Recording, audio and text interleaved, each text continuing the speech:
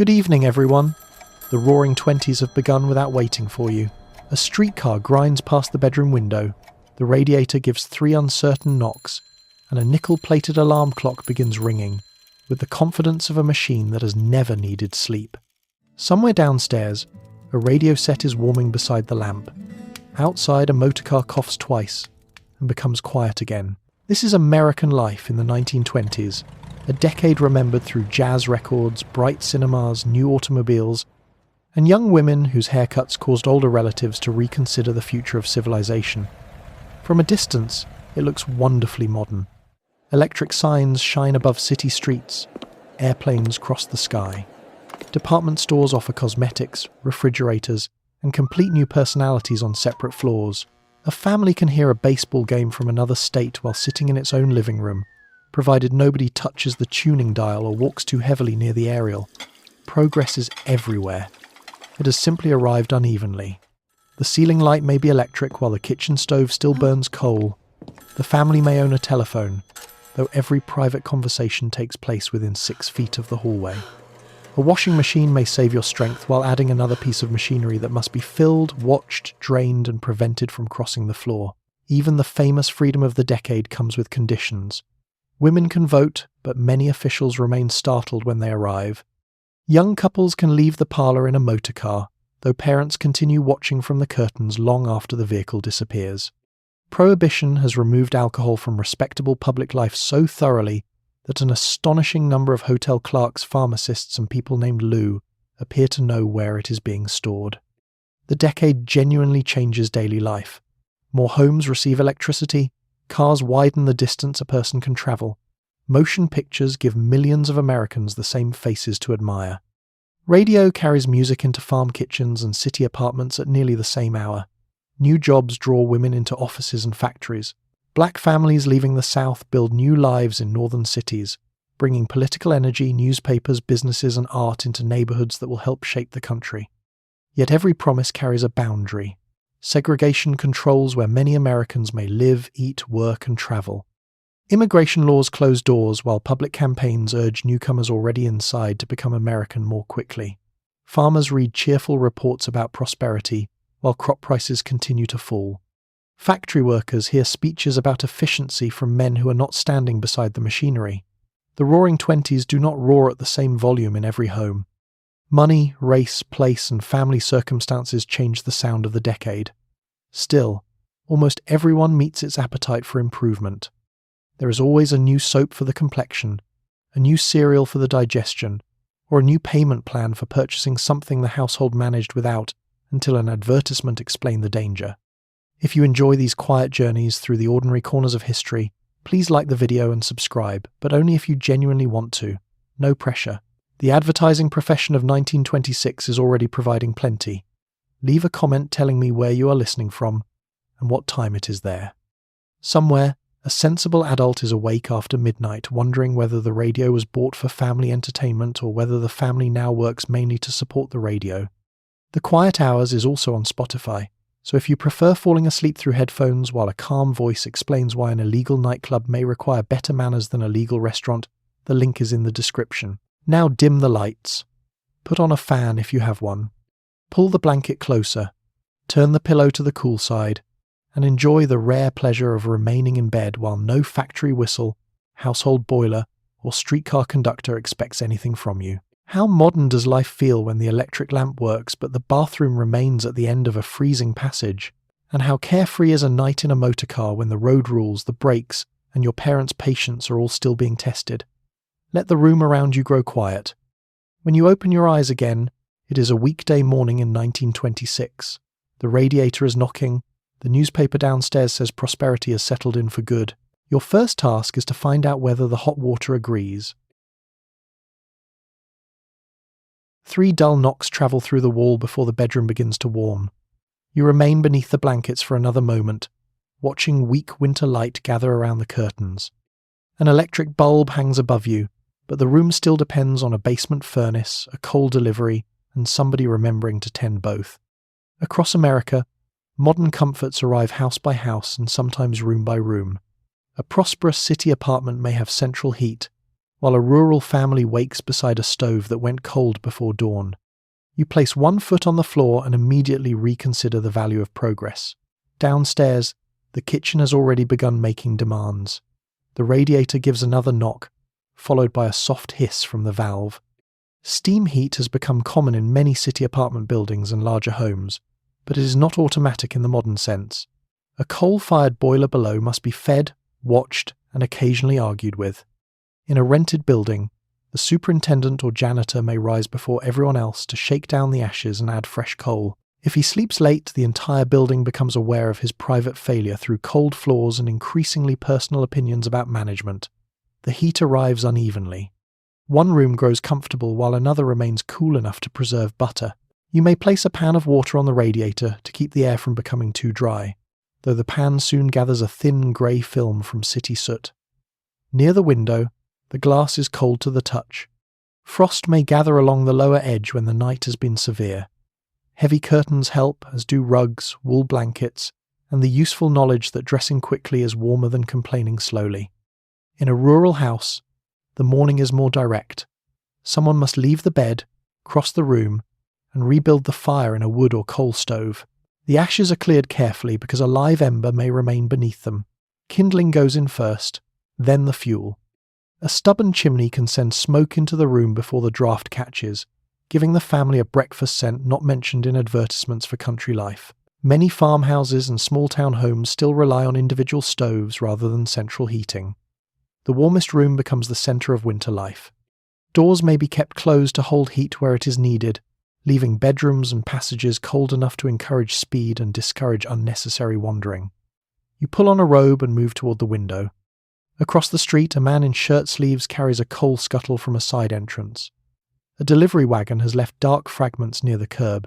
Coal is sold by weight, and winter comfort depends on the household account as much as the weather. A family with money can order enough fuel before the coldest weeks. A family counting every dollar may stretch the supply by lowering the fire at night, heating fewer rooms, or gathering everyone close to the kitchen range.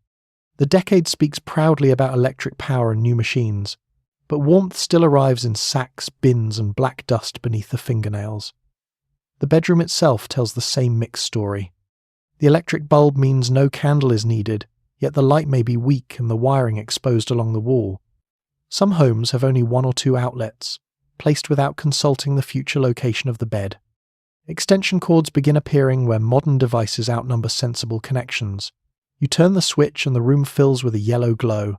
It is convenient, immediate, and slightly flattering to the wallpaper. The radiator clicks again as metal expands. Somewhere below, a shovel scrapes against the furnace floor.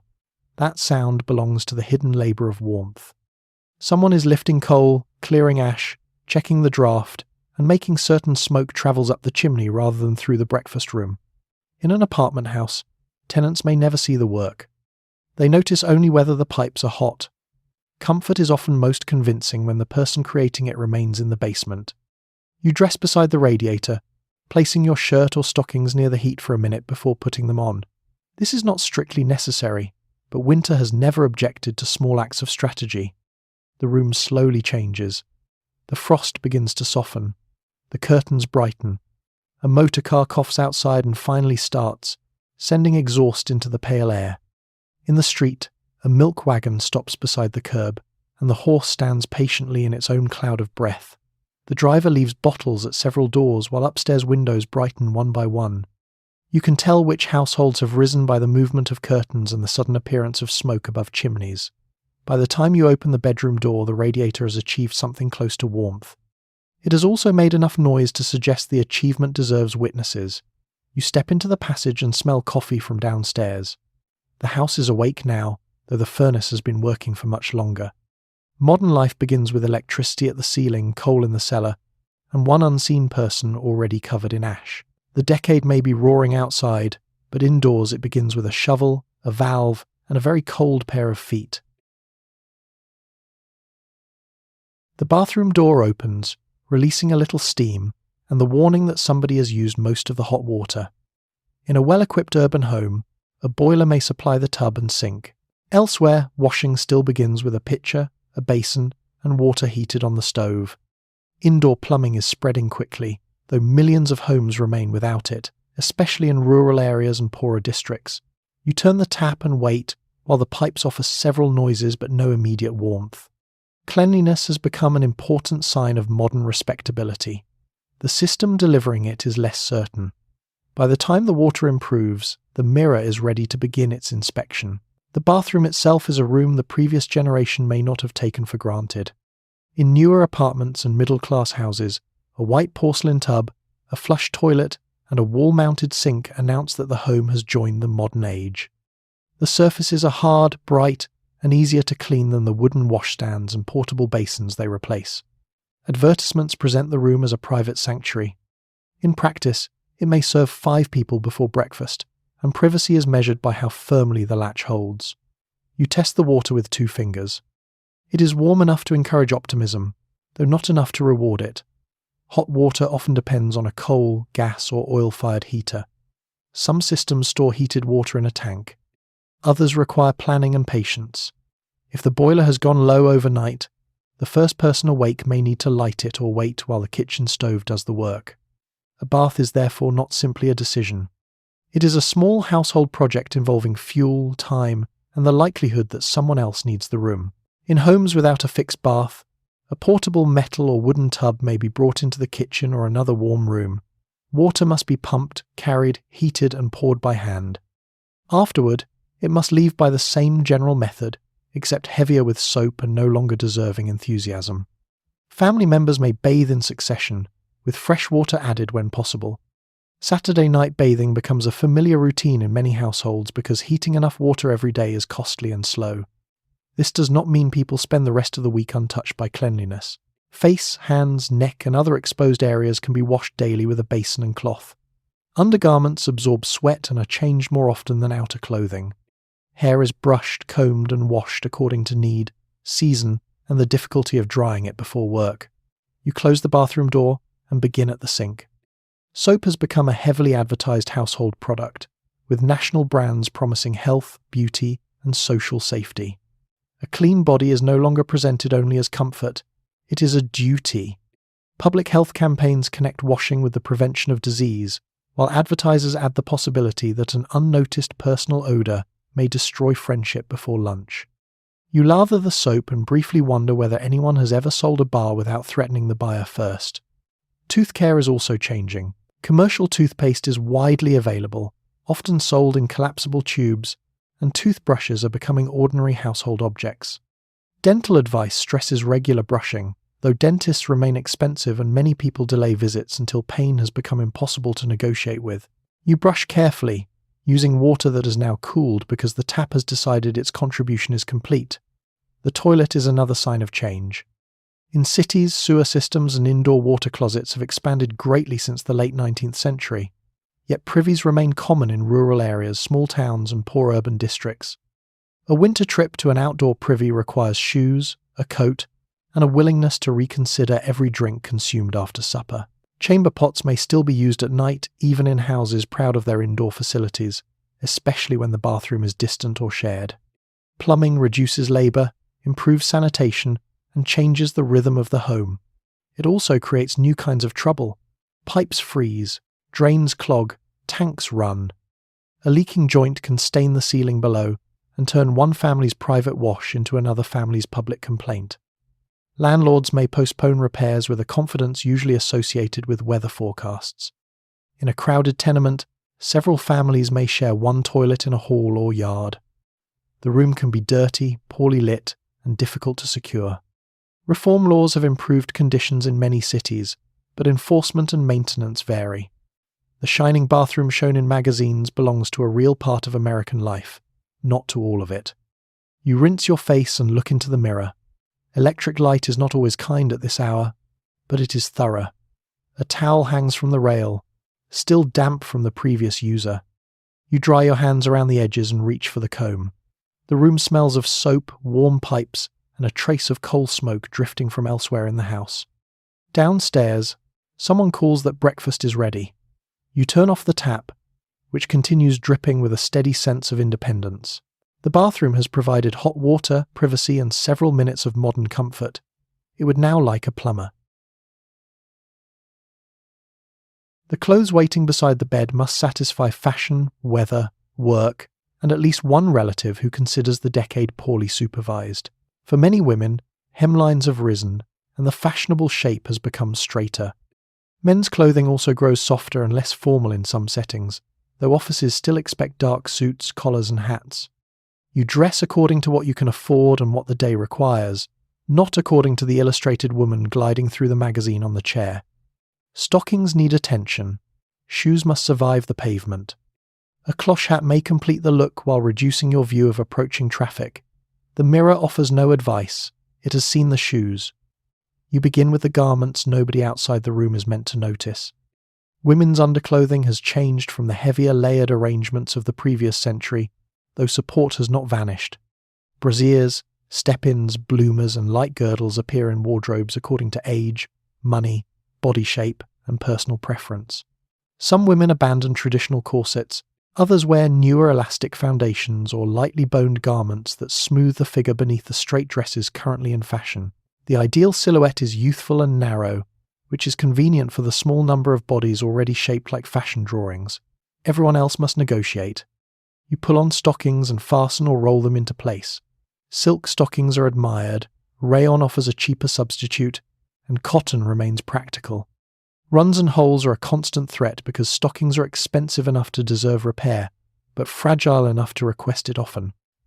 A small snag near the ankle can be stopped with careful mending. A larger one may require strategic positioning and a hope that nobody studies your leg before noon. The dress itself may be bought ready-made, ordered from a catalogue, altered at home, or sewn from a paper pattern. Ready-to-wear clothing has expanded rapidly, giving more Americans access to current styles.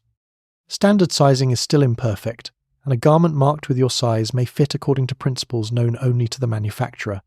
Hemlines rise and fall through the decade. They are not uniformly short, and working women often choose length suited to movement and respectability rather than the boldest Paris fashion. A shop clerk, teacher, stenographer, or factory worker cannot spend the day dressed like a nightclub illustration. You settle the dress over your shoulders and smooth the fabric. Its line is simple, but simplicity can demand careful cutting. Low waists and straight panels create the fashionable shape. For evening, beading and fringe may catch the light. For morning, wool, cotton, or practical rayon must survive chairs, streetcars, dust and weather. Men face their own rules. A white-collar worker generally leaves home in a suit, shirt, tie, and hat. The jacket may be softer than earlier formal coats, and younger men may prefer wider trousers by the later part of the decade. Yet the office still expects a controlled appearance. A hat belongs outdoors. Removing it indoors is basic courtesy. Leaving home without one can make a man seem unfinished, like a letter missing the address. Working men dress for their trade. Overalls, heavy shirts, caps, and sturdy boots matter more than fashion when the day includes machinery, freight, or mud. Clothing marks class and occupation before anyone speaks. A clean collar can suggest respectability. Worn cuffs may reveal how long the garment has served. A woman's ring can alter how employers and strangers read her life. A man's shoes can betray whether he works behind a desk or beside a furnace. Laundry and maintenance keep every appearance alive. Collars are scrubbed, buttons are replaced, shoes are polished, dresses are brushed and aired. Many garments are worn repeatedly because fabric and finished clothing remain costly. A good coat may last years. Older clothing can be altered for younger family members or cut down into something useful. Fashion changes quickly, but household budgets display greater patience. You sit at the mirror and arrange your hair. The famous bob comes in several forms, from softly waved cuts to sharper lines near the jaw. Not every woman chooses it. Long hair remains common, especially among older women and those who prefer or are expected to keep it. A woman can imitate the look of short hair by pinning longer hair close to the head. Finger waves and Marcel waves require skill, heat, setting lotion, or a visit to a beauty parlour. The finished effect is meant to appear easy. The preparation has not received the same instruction. Finally, you reach for the cloche. It fits low over the forehead and follows the shape of the head, leaving little room for elaborate hair. The hat gives the face a neat frame and the wearer a slightly private expression. It also narrows the upward view, which becomes relevant when crossing busy streets or noticing low signs. You adjust it until the brim sits correctly. Gloves may be added if the occasion requires them. A coat follows in cold weather. At the door, you check the whole arrangement once more.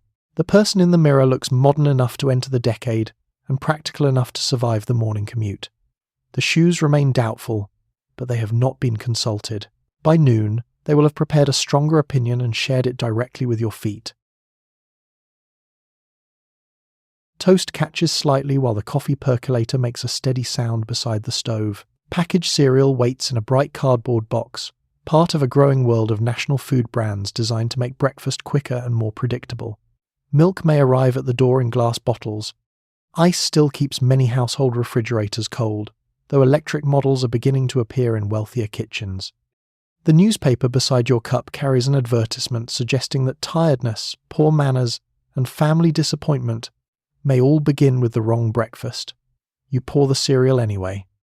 It is crisp, convenient, and currently innocent. Afterward, the kitchen must be restored to the condition everyone assumes it maintains naturally. The breakfast table shows how much American food has changed before anyone has properly woken. Factories now produce cereals, crackers, canned fruit, evaporated milk, and countless other goods that can travel far from the place where they were made. National advertising turns brand names into familiar household companions. A person in Ohio may open the same cereal box as a family in Oregon, then read nearly the same promise about energy and good character. The package brings convenience, but it also brings instructions about how breakfast ought to look. You lift the lid and find the inner paper folded down. The cereal has remained dry. This counts as a small victory over weather, insects, and the ordinary uncertainty of pantry shelves. Milk is less simple. In many cities, it arrives early by horse-drawn or motor delivery wagon. Glass bottles stand at the door, sometimes with cream rising visibly near the top.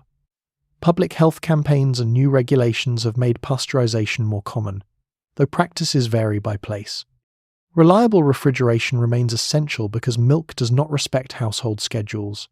An icebox keeps food cool with a block of ice placed in an upper compartment. Meltwater drains into a pan that must be emptied before it introduces itself to the floor. The iceman carries fresh blocks into the kitchen with metal tongs, leaving wet marks and small chips behind. A card in the window may show how much ice the household wants. The system works well provided deliveries arrive and somebody remembers the drip pan. Electric refrigerators are appearing, but their price puts them beyond many families. Early models can be large, costly, and occasionally temperamental. Advertisements present them as clean, quiet guardians of food. The household account notices the purchase more loudly. Beside the icebox, the coffee continues to percolate. Coffee has become a standard morning drink in many homes, while tea remains important in others. The percolator sends hot water repeatedly through the grounds, producing a brew whose strength depends on timing and household courage. A metal toaster may sit on the gas range or plug into the wall. Early electric toasters often brown one side at a time, requiring the bread to be turned by hand. You look away for a moment, and the second side becomes an argument for scraping. Butter covers some of the evidence. Breakfast varies sharply by region, class, culture, and occupation. A farm household may serve eggs, meat, biscuits, or oatmeal after work has already begun outdoors. A factory worker may eat quickly before catching a streetcar. A prosperous family may have fresh fruit and a larger cooked meal. In a crowded apartment, breakfast may be coffee and bread taken beside a stove that also heats the room. Immigrant families bring familiar foods into American mornings, even as schools and advertisers promote a more standardized national table. The decade likes to describe one modern way of living. Kitchens remain less obedient. The newspaper opens beside your bowl. Headlines report politics, sports, crime, and the movement of the stock market. Advertisements compete with the news for attention. One warns that poor digestion may be lowering your success. Another suggests that a certain coffee will improve domestic harmony. A third presents a smiling child whose happiness appears to depend entirely on cereal flakes remaining crisp in milk. Food manufacturers increasingly use health language to sell convenience. Vitamins are becoming better understood, and nutrition science enters popular discussion. The scientific facts are real, though advertising departments handle them with the excitement of people who have discovered a new adjective, You finish the bowl and carry it to the sink. Running water makes cleanup easier where plumbing is available.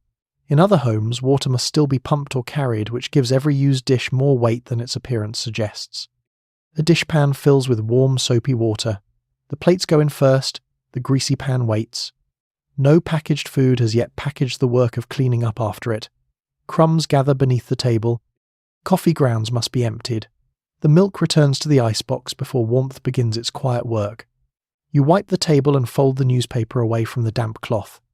Outside, the delivery wagon continues along the street, leaving bottles at doors and taking empties back. A neighbour lifts her bottle from the step and checks whether the cream has risen before carrying it inside. The horse moves on without being told, already familiar with the route and probably more reliable than the toaster.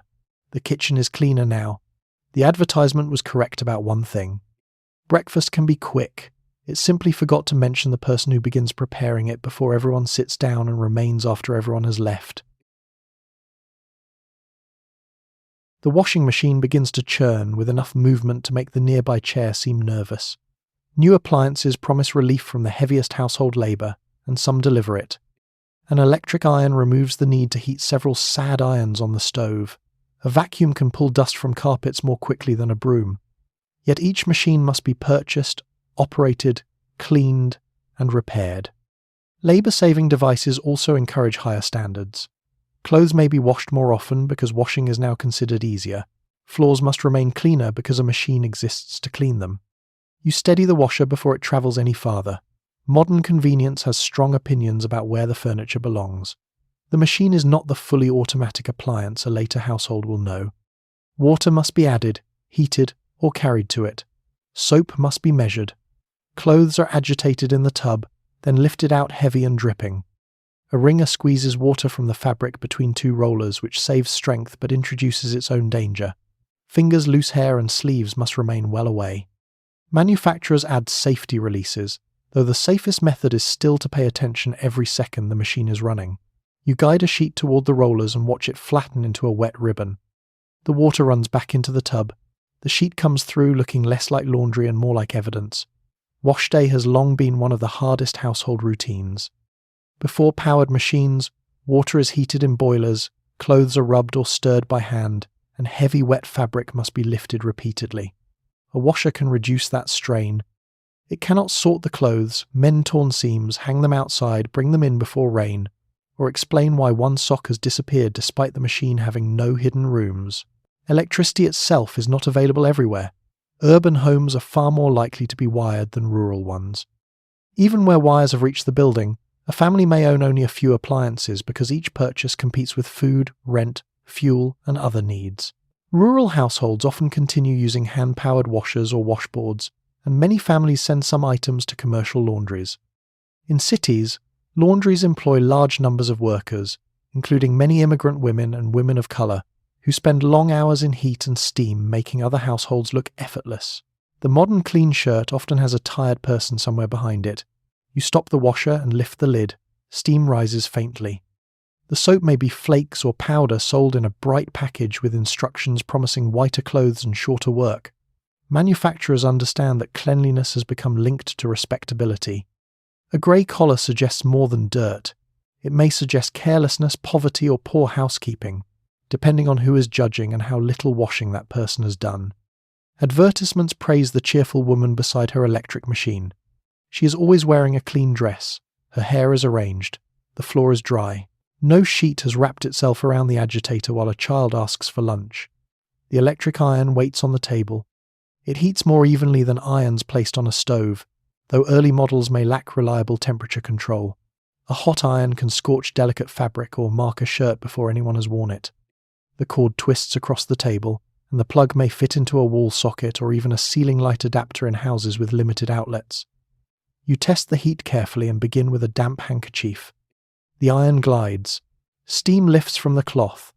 This part of progress is quiet and genuinely pleasant until the cord catches on the table leg.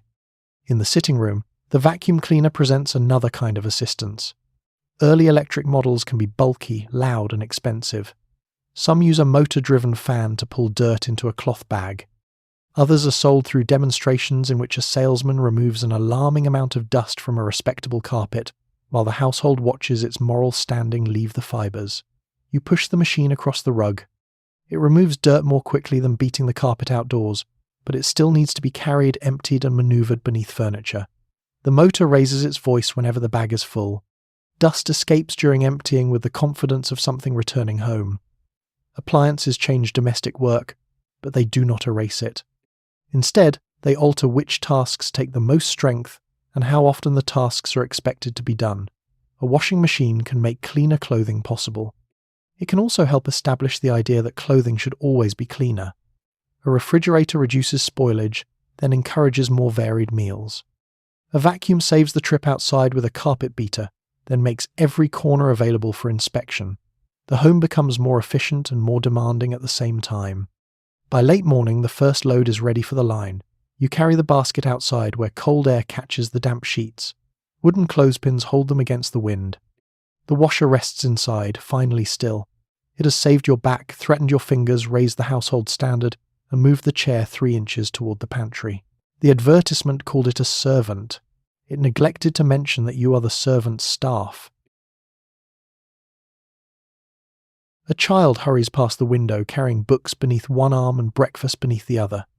Public schooling is expanding, and attendance laws keep more children in classrooms for longer portions of the year. Childhood is slowly becoming a protected stage of life. It is not protected equally. On farms, chores continue before and after school. In cities, young people may sell newspapers, make deliveries, or contribute wages from factory and shop work.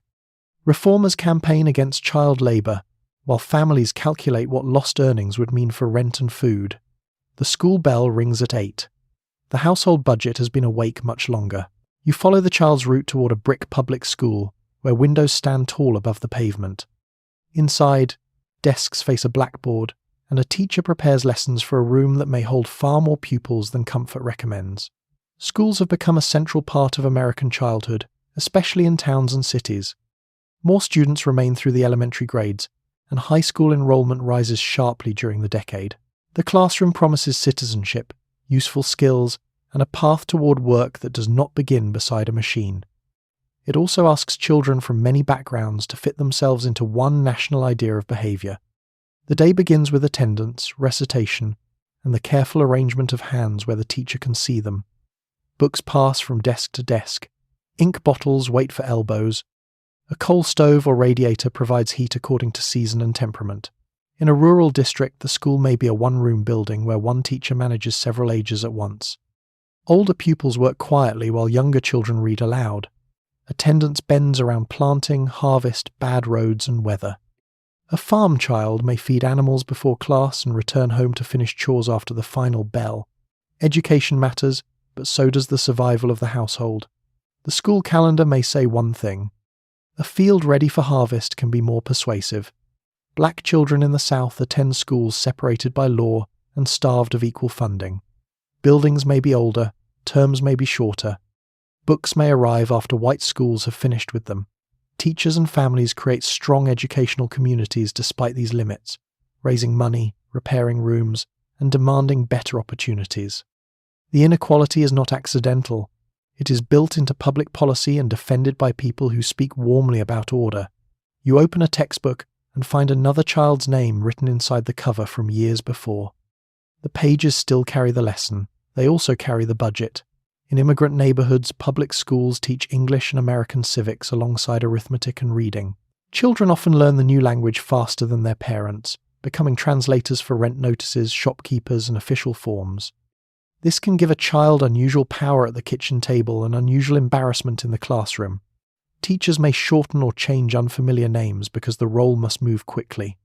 School celebrations praise American customs while home keeps another calendar, another language, and foods that do not appear in the textbook. The child learns to travel between both worlds before becoming tall enough to reach the top shelf. Yet, not every desk remains filled. A boy may leave school to carry bundles, work in a garage, or help at a family shop.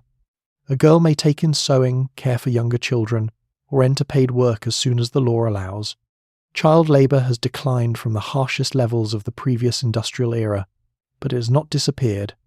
Federal attempts to regulate it have faced court challenges, leaving much authority to the states. Rules differ, exemptions remain, and enforcement can weaken wherever employers and families agree not to look too closely. Newsboys work late on city corners. Messenger boys hurry through traffic. Children labour in agriculture, canneries, mills, and small workshops, often because their wages are not extra money. They are part of the household income. Reformers photograph young workers and publish reports describing long hours and dangerous conditions. Employers argue that work teaches discipline. Parents may agree that school is valuable while still needing the rent on Saturday. The choice is rarely as clean as the speeches. During lunch, children open metal pails or paper-wrapped parcels. A sandwich, fruit, or piece of cake reflects what the kitchen could spare that morning. Some schools begin serving meals, especially where reformers connect nutrition with attendance and learning. A hungry child does not become less hungry because the arithmetic book has reached fractions. After lunch, lessons continue. Penmanship matters because offices need clear writing. Domestic science classes teach girls cooking and household management. Manual training offers boys practice with tools. The curriculum prepares children for citizenship, while quietly directing them toward expected adult roles. A girl may be excellent at mathematics and still be guided toward typing. A boy who loves books may be told that the machine shop offers steadier wages. The final bell releases the room into afternoon light. Some children remain for clubs or sport. Others begin another part of the working day. The newsboy takes his corner. The farm child heads toward the barn. An older sister collects two younger pupils and leads them home because their mother is still at work. You watch the school empty and hear the doors close behind them. The decade increasingly calls childhood a time for learning and play. Many children are pleased to hear it. They would be even more pleased if the household account received the same notice. The front door opens onto a road that has not decided what sort of century it belongs to. A delivery horse steps carefully around an automobile. A cyclist passes between them. Pedestrians cross wherever courage and timing permit. Cars have become far more common, but traffic signals and driving rules remain inconsistent from one place to another. Horns replace several forms of patience. Dust rises from roads that have not yet been paved, while better city streets become crowded with machines moving faster than older street habits can manage. You reach the opposite pavement and hear brakes complain behind you. The motor age has arrived. It is still learning where people are kept. For generations, the street has belonged to everyone. Children play there. Vendors stop there. Neighbours talk beside carts and wagons. Horses know the route home well enough to make decisions without consulting the driver. The automobile enters this shared space with greater speed, more weight, and very little memory of local custom. A driver may have learned from a relative, a salesman, or a brief period of personal experimentation. Licensing rules vary by state, and driving tests are not yet universal. The machine can be started with an electric starter in many newer models, sparing the driver from the hand crank that once threatened wrists and dignity. Once moving, it presents a different problem. Brakes, tyres, lights and roads do not always match the speed promised in the advertisement. You pause at the curb while a touring car approaches. Its body is high, its engine loud, and its driver partly hidden beneath a hat. Signals may be given by hand, assuming the driver remembers and everyone nearby understands the same gesture. Turn indicators are not standard. Brake lights are not yet reliable companions. A motorist may slow suddenly because a dog, wagon, streetcar, or personal thought has entered the road. You step back as the car passes, leaving a breath of petrol and dust. Traffic control is becoming a new profession. Policemen stand at busy intersections using arms, whistles, and portable signs to direct movement. Mechanical signals appear in more cities, some using bells or lights to warn that the right-of-way is changing. Their arrangement is not always familiar to visitors. A driver who obeys one city's custom may enter another, and discover that modern order has adopted a local dialect. Painted lanes remain uncommon. Street signs can be small or absent. At night, poor lighting turns every crossing into a question of shapes. Pedestrians are also being taught to change. Safety campaigns urge people to cross at corners and wait for traffic officers. The word jaywalker becomes a useful insult for someone who enters the road carelessly. Those streets had long been places where walking people moved freely. Automobile clubs, city officials, and manufacturers promote new rules that place more responsibility on pedestrians. The change is practical because cars are dangerous. It is also convenient for an industry that prefers the machine not to be blamed every time it meets a citizen. You reach a wider avenue where a streetcar runs on rails through the centre. Passengers step down directly into traffic unless a safety zone or island has been provided. Drivers are expected to stop for them, an expectation sometimes treated as a suggestion. A horse-drawn milk wagon moves slowly near the curb. Motor trucks handle more deliveries each year, but horses remain common, especially for short routes and businesses already equipped with stables. They leave familiar evidence on the road which street cleaners remove with shovels and carts. The motorcar replaces this problem with oil, exhaust, and the occasional detached part. Progress has improved the smell in some directions. Country roads offer a different experience. Many are still dirt or gravel. Rain turns them to mud. Dry weather fills the air with dust that settles on clothes, hair, and picnic sandwiches. Drivers carry tools, spare tyres, water, and a willingness to crawl beneath the vehicle, while other passengers offer observations from the roadside. Filling stations are spreading, replacing the earlier habit of buying petrol from hardware stores or garages. Maps improve, roadside signs multiply, and new highways begin linking towns. Yet a journey that looks simple on paper may include a washed-out bridge, a puncture, or a farmer explaining that the road you want has not existed in that form since spring. Back in the city, the number of accidents rises with traffic. Newspapers report collisions in blunt detail. Families begin warning children that the street is no longer a playground, though city apartments have not produced many alternative fields. Schools teach traffic safety. Campaigns use posters and demonstrations. Drivers are urged to slow down, pedestrians to look both ways, and everyone to behave as though the other person has misunderstood the lesson. You finally reach the next corner. A policeman raises his hand, and the cars stop in a rough line. For a few seconds, the street becomes calm enough to cross without negotiation. You walk quickly anyway. A delivery boy beside you carries a parcel under one arm and watches both directions with the trained suspicion of someone who has already met several bumpers. Behind you, the whistle sounds and engines begin again. The road has chosen the future. It simply has not yet arranged the furniture. The streetcar reaches the stop already crowded, yet the conductor finds room for you through a method involving optimism and your left shoulder. Electric streetcars remain essential to urban life, while larger cities rely on subways and elevated railways to move workers across growing distances.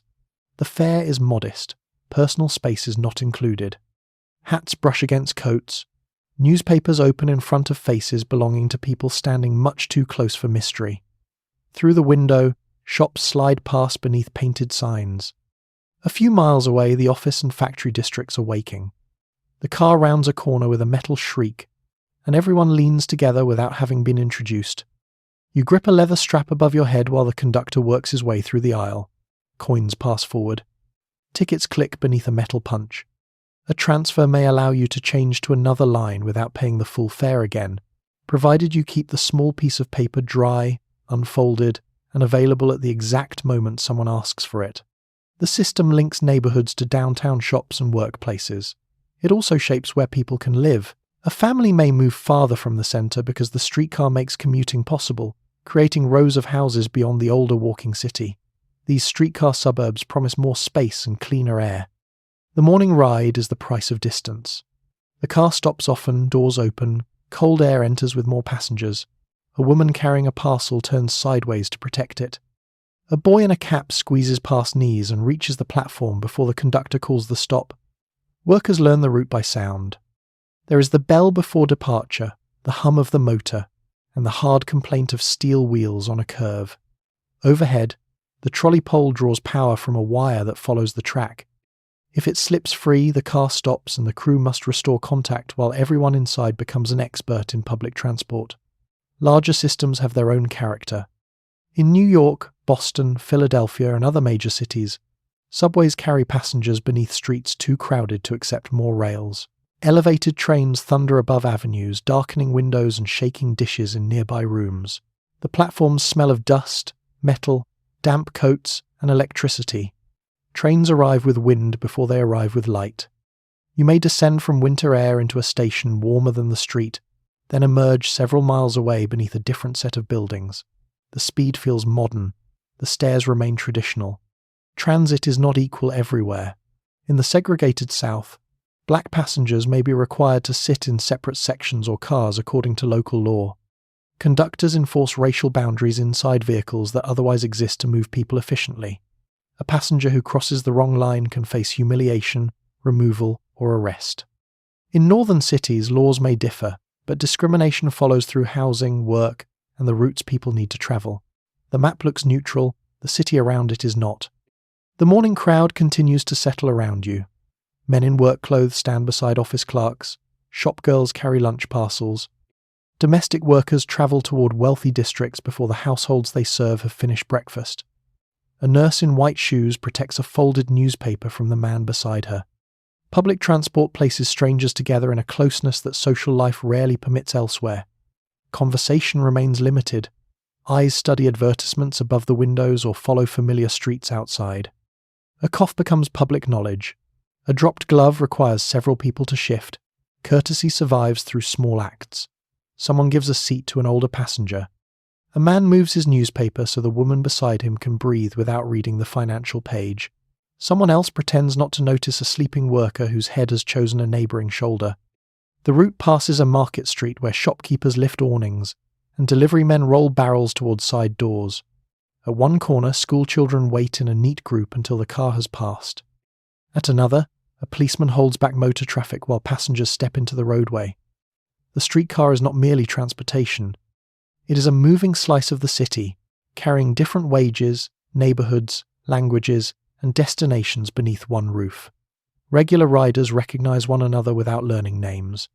You know who leaves near the courthouse, who reads the sporting page first, and who always boards with a paper bag that smells faintly of onions. A delay can turn this quiet familiarity into shared irritation. A stalled car ahead blocks the line, and the conductor walks forward to investigate. Watches emerge. People calculate missed connections. No one has yet invented a graceful way to be late, because several tons of public machinery have paused in the street. The obstruction clears. The motor hums again, and the whole car seems to exhale. The conductor calls another stop. You edge toward the rear platform before the car reaches it, because waiting until the doors open would place your future behind 6 coats and a lunch pail. The vehicle slows with a grinding sound. You step down onto the pavement and feel the ground remain still beneath you. Above, the trolley wire hums faintly. The car moves away, carrying the next group toward factories, shops, and offices. You straighten your hat and join the stream walking downtown. The ride has cost only a few cents. It has also introduced you to most of the city by elbow. Typewriter keys begin striking paper before you have removed your gloves. Clerical work has brought many women into offices as typists, stenographers, bookkeepers, and telephone operators.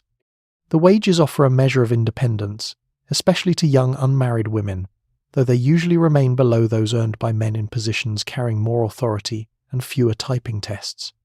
Office rules extend beyond the written duties. Your clothes must appear respectable, your voice must remain pleasant. Marriage may persuade an employer that your useful working life is nearing a natural end. A manager places a letter beside your machine and begins dictating. His thoughts arrive without punctuation. That part apparently belongs to you. You roll a clean sheet into the typewriter and align it beneath the guide. The machine is heavy enough to discourage theft and loud enough to make private mistakes public. Each key lifts a metal type bar toward the inked ribbon. A firm touch produces a clear letter. A hesitant touch leaves a faint mark that looks uncertain about employment. There is no simple key for erasing an error. You may use an eraser, scrape carefully, retype the page, or hope the mistake appears in a word the manager never reads closely. Carbon paper allows several copies to be made at once, though placing it backward can reproduce the letter beautifully on the wrong side of everything. Stenography gives the office its speed. You take dictation in shorthand, using compact marks for sounds and common phrases, then return to the desk to turn them into a formal letter. The skill requires training and concentration. Business schools advertise courses in typing, shorthand, bookkeeping, and office manners, promising respectable work to young women who can pay tuition and meet the entrance standard. A good stenographer must understand more than symbols. She must recognize names, catch unclear words, and quietly repair sentences spoken by a man who will later sign them with confidence.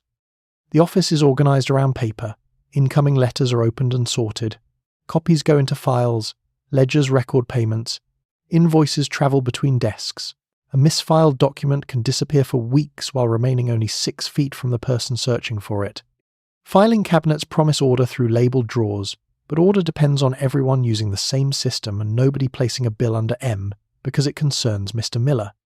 You learn the company's habits as carefully as its official rules. The office clock controls the day.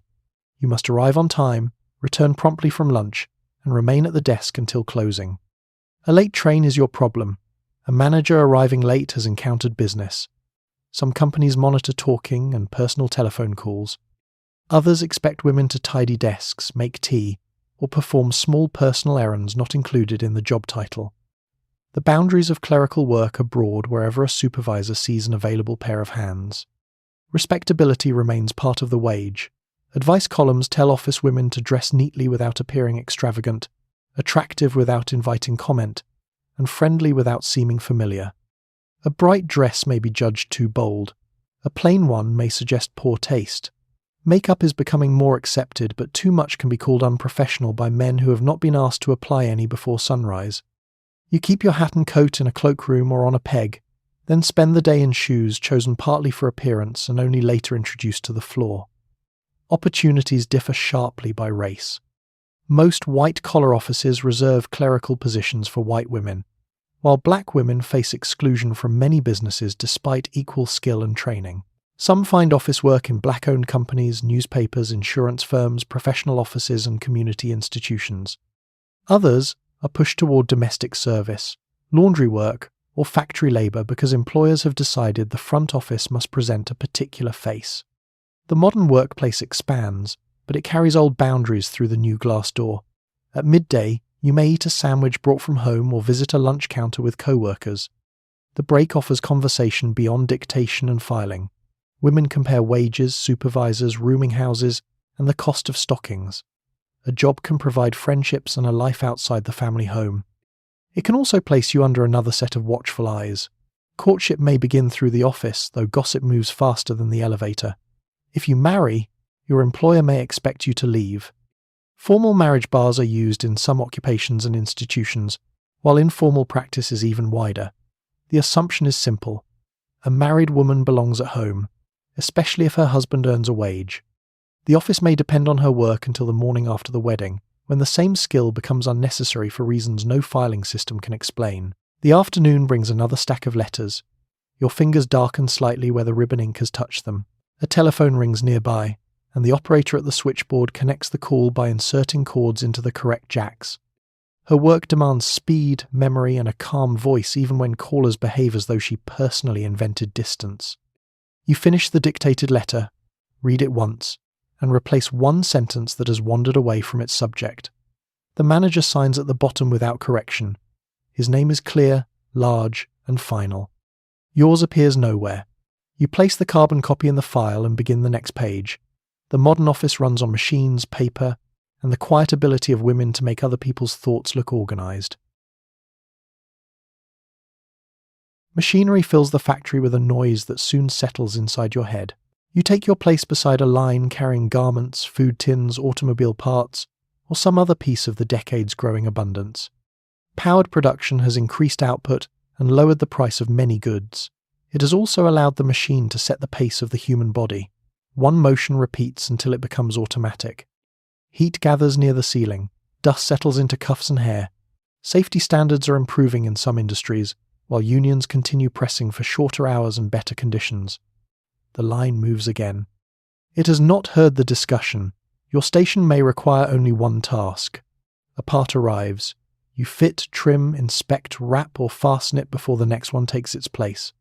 Breaking production into small repeated actions allows factories to make goods at remarkable speed. It also means you may spend the day knowing 1 inch of a product very well while never seeing the finished object. In a garment shop, powered sewing machines drive needles through fabric while bundles wait beside each operator. In a cannery, food must be cleaned and packed before time and heat spoil it. The foreman watches the line for delay. A pause at one station can disturb every station after it. You learn to keep your hands moving while your mind travels elsewhere. The factory clock matters more than the sun. A whistle marks the beginning of the shift, the meal break, and the release at day's end. Hours vary by industry, company, and region. Some large employers adopt shorter days or a 5-day week during the decade, often presenting the change as enlightened management. Many workers still labour long shifts, especially in smaller plants, seasonal trades, and industries where reform has moved slowly. Overtime may be welcome when the family needs money, and exhausting when the body does not. The machine makes both facts possible at once. Noise becomes part of the physical world. Belts turn above. Presses strike metal. Motors hum beneath the floor. Conversation requires leaning close or reading lips. Ear protection is not a normal part of the job. By evening, the silence outside can seem strangely loud. Dust and fumes bring their own risks. Textile workers breathe fibres. Metal workers face oil, heat, and sharp edges. Chemical plants may expose employees to substances whose dangers are poorly explained or deliberately minimized. Ventilation varies. So does the employer's interest in improving it. A clean, modern factory shown to visitors may have another room where the windows remain shut against winter and the air hangs visibly above the benches. Safety has improved since the worst disasters of the earlier industrial era pushed states towards stronger codes and inspections. Fire exits, guards on machines, and building rules receive more attention. Yet, enforcement remains uneven. A guard slows production if it makes a task awkward. An unlocked exit is useful until someone decides workers might leave through it. You keep loose clothing away from moving parts and learn which machine makes a new sound before it fails. Experience becomes a form of protection, though it does not appear on the pay envelope. Women make up a large part of the workforce in clothing, textiles, food processing, tobacco, electrical goods, and other industries. Their wages are generally lower than men's, even when the speed of the line is equally interested in both. Employers may describe women's income as supplementary, ignoring households that depend on it. Immigrant workers fill many urban factories. Black workers moving north find industrial jobs, especially during and after the Great War, but face discrimination in hiring, job assignments, promotion, and union membership. The factory needs labour. It remains selective about who may receive the better version of it. Unions continue organising for higher wages, shorter hours, and safer conditions. Though the 1920s are difficult years for much of organised labour, employers use injunctions, company unions, private guards, and the threat of dismissal to weaken organising. Some offer welfare programmes, sports teams, cafeterias, or bonuses in exchange for loyalty and a workplace kept free from outside unions. A company picnic can be pleasant. It is less useful when the press has taken part of your finger. At midday, the line stops or slows for the meal break. You sit on a bench with food wrapped in paper. The room remains warm from the machines. Workers talk about rent, supervisors, and rumours that production will increase again. Someone has heard that a new device will make the work easier. Nobody is certain whether easier means fewer motions or fewer workers. The whistle calls you back before the question is settled. The afternoon feels longer because the body now knows exactly what remains. Your shoulders tighten. The repeated movement begins to ache in the wrist. A supervisor passes and glances at the output count. The product continues toward packing, shipping, and a shop window where it will appear clean, finished, and untouched by fatigue. At last, the whistle sounds again. Machines slow in stages. Belts stop. The floor does not become silent immediately because your ears continue carrying the noise. You collect your coat and step outside with the others. Evening air feels cool against your face. Somewhere, a family will admire the affordable modern goods made inside this building. You know exactly how progress is assembled. It arrives one small motion at a time, usually before the worker has rested from the last one. Before the family finishes breakfast, you have already cleaned a grate and carried hot water upstairs. Domestic service remains a major source of employment for women, particularly black women, immigrants, and those shut out of better paid work. Living in may provide food and a bed, but it also gives the employer control over much of your day. A bell can interrupt a meal. A late visitor can postpone sleep. The household may describe you as nearly part of the family when loyalty is required. The distinction becomes clearer when wages, entrances, or dining arrangements appear. You lift another tray and start toward the stairs. Respectable comfort is waiting above, unaware that it is heavy. The tray carries coffee, toast, and a covered dish that must arrive warm enough to suggest nobody downstairs has been moving quickly. You climb by the back staircase, where the walls are plain and the steps are narrower than those used by the family. Service passages keep labour close without making it visible. A guest may admire the calm dining room and never notice the route by which coal, dishes, linen, and tired people have entered it. You knock, wait, and set the tray down while conversation continues around you. The family has not yet finished discussing the weather. You have already been outside in it. Domestic service still supports thousands of middle-class and wealthy households during the 1920s, though the number of live-in servants is declining as factory, office, and shop work offer other possibilities. The work remains especially important for black women, who face severe discrimination in better-paid occupations. In northern cities, employers may welcome black women into kitchens while refusing them a desk in the front office. In the South, domestic work is shaped by segregation and the long shadow of slavery. Immigrant women also enter service because it can provide immediate food and lodging when money, language, and local contacts are limited. The arrangement can offer security. It can also place nearly every part of life under one roof and one employer. Your bedroom may be in an attic, a basement, or a small room near the kitchen. It may contain a bed, a chair, and just enough space for a trunk holding your clothes. A live-in servant does not pay rent separately, but privacy is part of the price. The household knows when you return on your evening off. It knows who writes to you, whether your shoes need repair, and how often you appear tired. Employers may set curfews or require permission before visitors call. A day away is precious because the rest of the week belongs to the bell. The bellboard hangs below stairs, each small metal disc linked to a room above. When one trembles, you identify the source and leave whatever you are doing. A half-peeled potato waits. A cup of tea cools. Your own meal can be interrupted because the household's comfort is organised around the belief that someone else is always available. A request may be important. It may also involve a cushion, a misplaced glove, or a curtain that has become unacceptable from the chair. You answer because refusing a small request can threaten a large part of your life. Wages vary by job, place, race, and experience. A cook, housekeeper, nursemaid, or lady's maid may earn more than a general servant expected to do nearly everything. Cash wages are often modest because room and board are counted as part of the arrangement. Employers may praise the generosity of meals that you have prepared yourself. They may also deduct the cost of broken dishes, uniforms, or alleged carelessness. A reference matters greatly. Leaving on bad terms can make the next position difficult to secure, especially when the former employer's version of events travels more easily than yours. The household may expect loyalty beyond the paid duties. You know, private quarrels, illnesses, debts, and habits that guests do not see. Discretion is treated as part of good character, yet your own life may be discussed freely upstairs. A courtship can become kitchen news. A family illness may be judged inconvenient if it requires time away. If you marry, many employers assume you will leave service. If you become pregnant outside marriage, dismissal can be swift and your reputation damaged far beyond the house. Even ordinary illness creates trouble. There is no paid sick leave.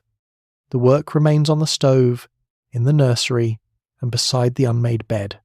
On your afternoon out, the difference becomes even clearer. You leave by the service door in a clean coat and carry your wages in a purse that feels lighter than the week behind it. For a few hours, the city belongs partly to you. You may visit a friend, attend church, send money home, or sit in a public park without listening for a bell. The freedom is real, which is why the return hour matters so much. You carry the empty breakfast tray back downstairs.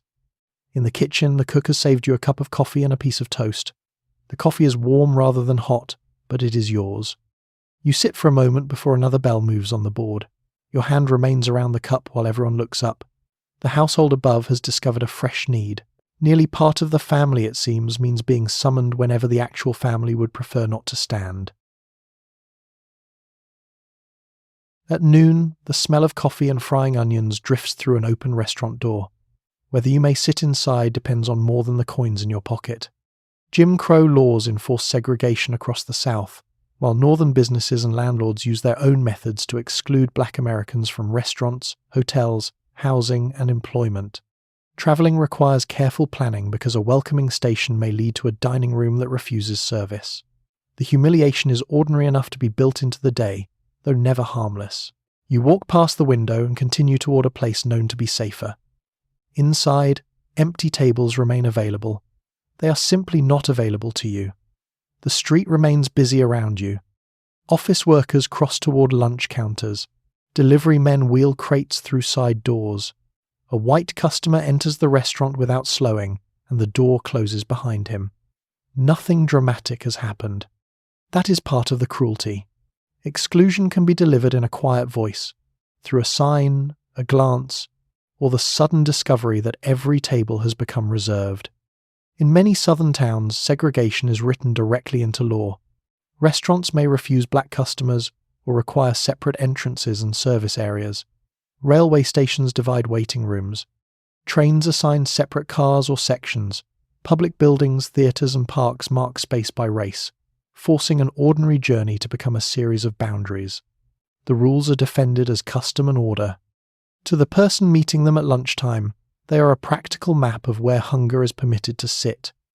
You continue toward a black-owned cafe several blocks away. Word travels through families, churches, newspapers, porters, and travelling salesmen about businesses where service can be expected. Before later travel guides appear, knowledge moves by conversation and memory. A reliable restaurant matters because a long trip may pass through towns where food cannot be purchased safely at any price. Families pack meals for railway journeys or road trips. Fried chicken, sandwiches, fruit and cake travel well because dignity should not have to depend on the next station's dining room. Pullman porters and other experienced travellers learn which stops are safer, which hotels admit black guests, and which towns should be passed before dark. This knowledge can protect a person, but it does not make the need for it less exhausting. Northern cities promise greater freedom, especially to families arriving during the Great Migration. There may be no law requiring separate lunch counters, yet discrimination continues through business practice and neighbourhood pressure. A restaurant can simply refuse service. A hotel clerk can claim that no room remains. A landlord can raise the rent, reject an application, or confine black tenants to crowded districts. Employers may hire black workers for the kitchen while keeping the dining room white. Segregation changes form without surrendering the result. The railway dining car can repeat the same insult in motion. A black passenger may hold a valid ticket and still be directed away from the table, served behind a curtain, or made to wait until white diners have finished. The train crosses state lines, but the colour line travels without buying a fare. Conductors and staff enforce different customs as the route changes, leaving the passenger to know which rule has become active before the next stop. The cafe door opens ahead, and warm air reaches the pavement. Inside, tables stand close together, beneath hanging lights. The room smells of coffee, onions, and something sweet cooling near the counter. You are greeted, shown a seat, and handed a menu. The welcome is ordinary, which is precisely what makes it valuable. Black-owned restaurants, hotels, beauty shops, insurance companies, newspapers, and other businesses create livelihoods as well as spaces of safety. They become places where information passes, friendships deepen, and customers can spend money without first offering proof that they deserve a chair. The meal arrives on a thick plate. You remove your gloves and feel the day loosen slightly. Yet the colour line follows even into moments of comfort. Black businesses often face limited access to credit, hostile officials, higher insurance costs, and neighbourhood restrictions. Successful owners can build strong enterprises while still being denied service by suppliers or banks. Prosperity does not grant an exit from race. It can merely make the unfairness better furnished. Lunch conversations carry news about jobs, rents, politics, and recent incidents. Someone has heard of a factory hiring black workers for the night shift. Another person warns that a hotel near the station has changed managers and no longer accepts certain guests. A local newspaper reports a protest against discrimination. The information is practical because public space remains uncertain. You cannot assume that money will be enough, that a reservation will be honoured, or that a respectable coat will protect you from insult. Respectability is often demanded from black Americans by the same society that refuses to respect them. When the bill arrives, you place coins beside the plate and leave a small tip. Outside, the first restaurant is still busy. White customers sit near the window, eating beneath lights that make the room look warm. You could afford the meal. You were dressed correctly. You behaved with the restraint the country constantly requests. None of it opened the door. You continue down the street after lunch, carrying the quiet knowledge required for supper, travel, housing, and nearly every public errand. The decade calls itself modern. The sign on the next doorway is older than the electric light above it.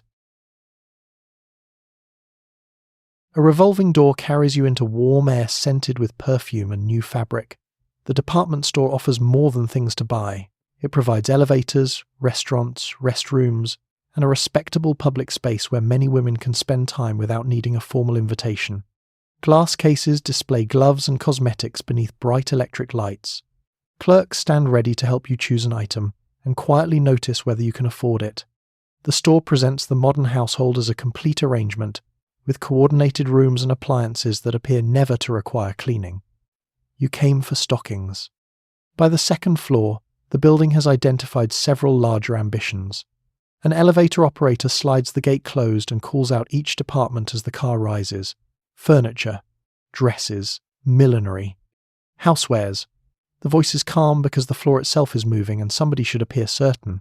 When the gate opens, you enter a room arranged less like a shop than a polished version of life. Rugs soften the floor, mirrors widen the space. Mannequins wear clothes without needing wages, lunch, or alterations. The department store has learned that shopping can be an experience rather than a simple exchange across a counter. It offers warmth in winter, cool air where ventilation allows, and a place to spend an afternoon beneath electric lights. For middle-class women, this matters. The city contains many public spaces where a woman alone may attract comment. A department store welcomes her as a customer, which makes independence respectable, provided it remains near the cash register. Restaurants and tea rooms allow women to eat together without a male escort. Restrooms provide a clean place to pause during a long day downtown. Some stores offer writing rooms, nurseries, beauty salons, or quiet lounges. You reach the hosiery counter and place one gloved hand on the glass. The clerk asks what shade you prefer. Stockings now come in colours designed to flatter shoes, dresses, and the idea that ankles deserve planning. Silk is expensive and delicate. Rayon offers a lower price, though it may not feel or wear the same. The clerk has likely repeated the explanation many times, and still makes it sound as though this particular pair has been waiting for you personally. Sales work demands patience, memory, and a pleasant manner. Clerks stand for long hours and may earn modest wages while handling goods worth more than their weekly pay. A customer can inspect several items, ask detailed questions, and leave without buying. The clerk must remain gracious. The store measures her work in sales, appearance, punctuality, and the mysterious quality called attitude, usually judged by someone seated in an office. Department stores employ large numbers of women as clerks, cashiers, buyers' assistants, seamstresses, and office workers. A few may rise into buying or management, though the upper levels remain mostly male. Race sharply limits opportunity. Many large white-owned stores exclude black women from sales positions or confine them to kitchens, cleaning, and service work. Black customers may be welcomed for their money but denied access to fitting rooms, lunch counters, or better treatment. In some cities, black communities organize boycotts and campaigns demanding jobs and fair service from stores that depend on their business. The polished floor reflects a modern world. It does not reflect everyone equally. You move toward the cosmetics department. Lipstick, face powder, cold cream, and perfume are displayed beneath flattering light. Beauty products have become more openly respectable, no longer confined to actresses or women suspected of excessive independence. Demonstrators offer to match a powder or show how a cream should be applied. Your skin may be too dry. Your lips may be too pale. Your face may reveal that you have reached the dangerous age of 30 without proper assistance. Fortunately, the store has an entire counter prepared for the emergency. Home departments offer another kind of improvement. A model kitchen shines with enamel surfaces, polished metal, and appliances placed as though they have never met breakfast. A refrigerator promises safer food. An electric range offers cleaner cooking. A coordinated dining set suggests that family harmony may begin with matching chair backs. Demonstrations turn ordinary objects into performances. A vacuum cleaner removes dirt from a rug placed there for the purpose. A mixer produces cake batter while the demonstrator's sleeves remain spotless.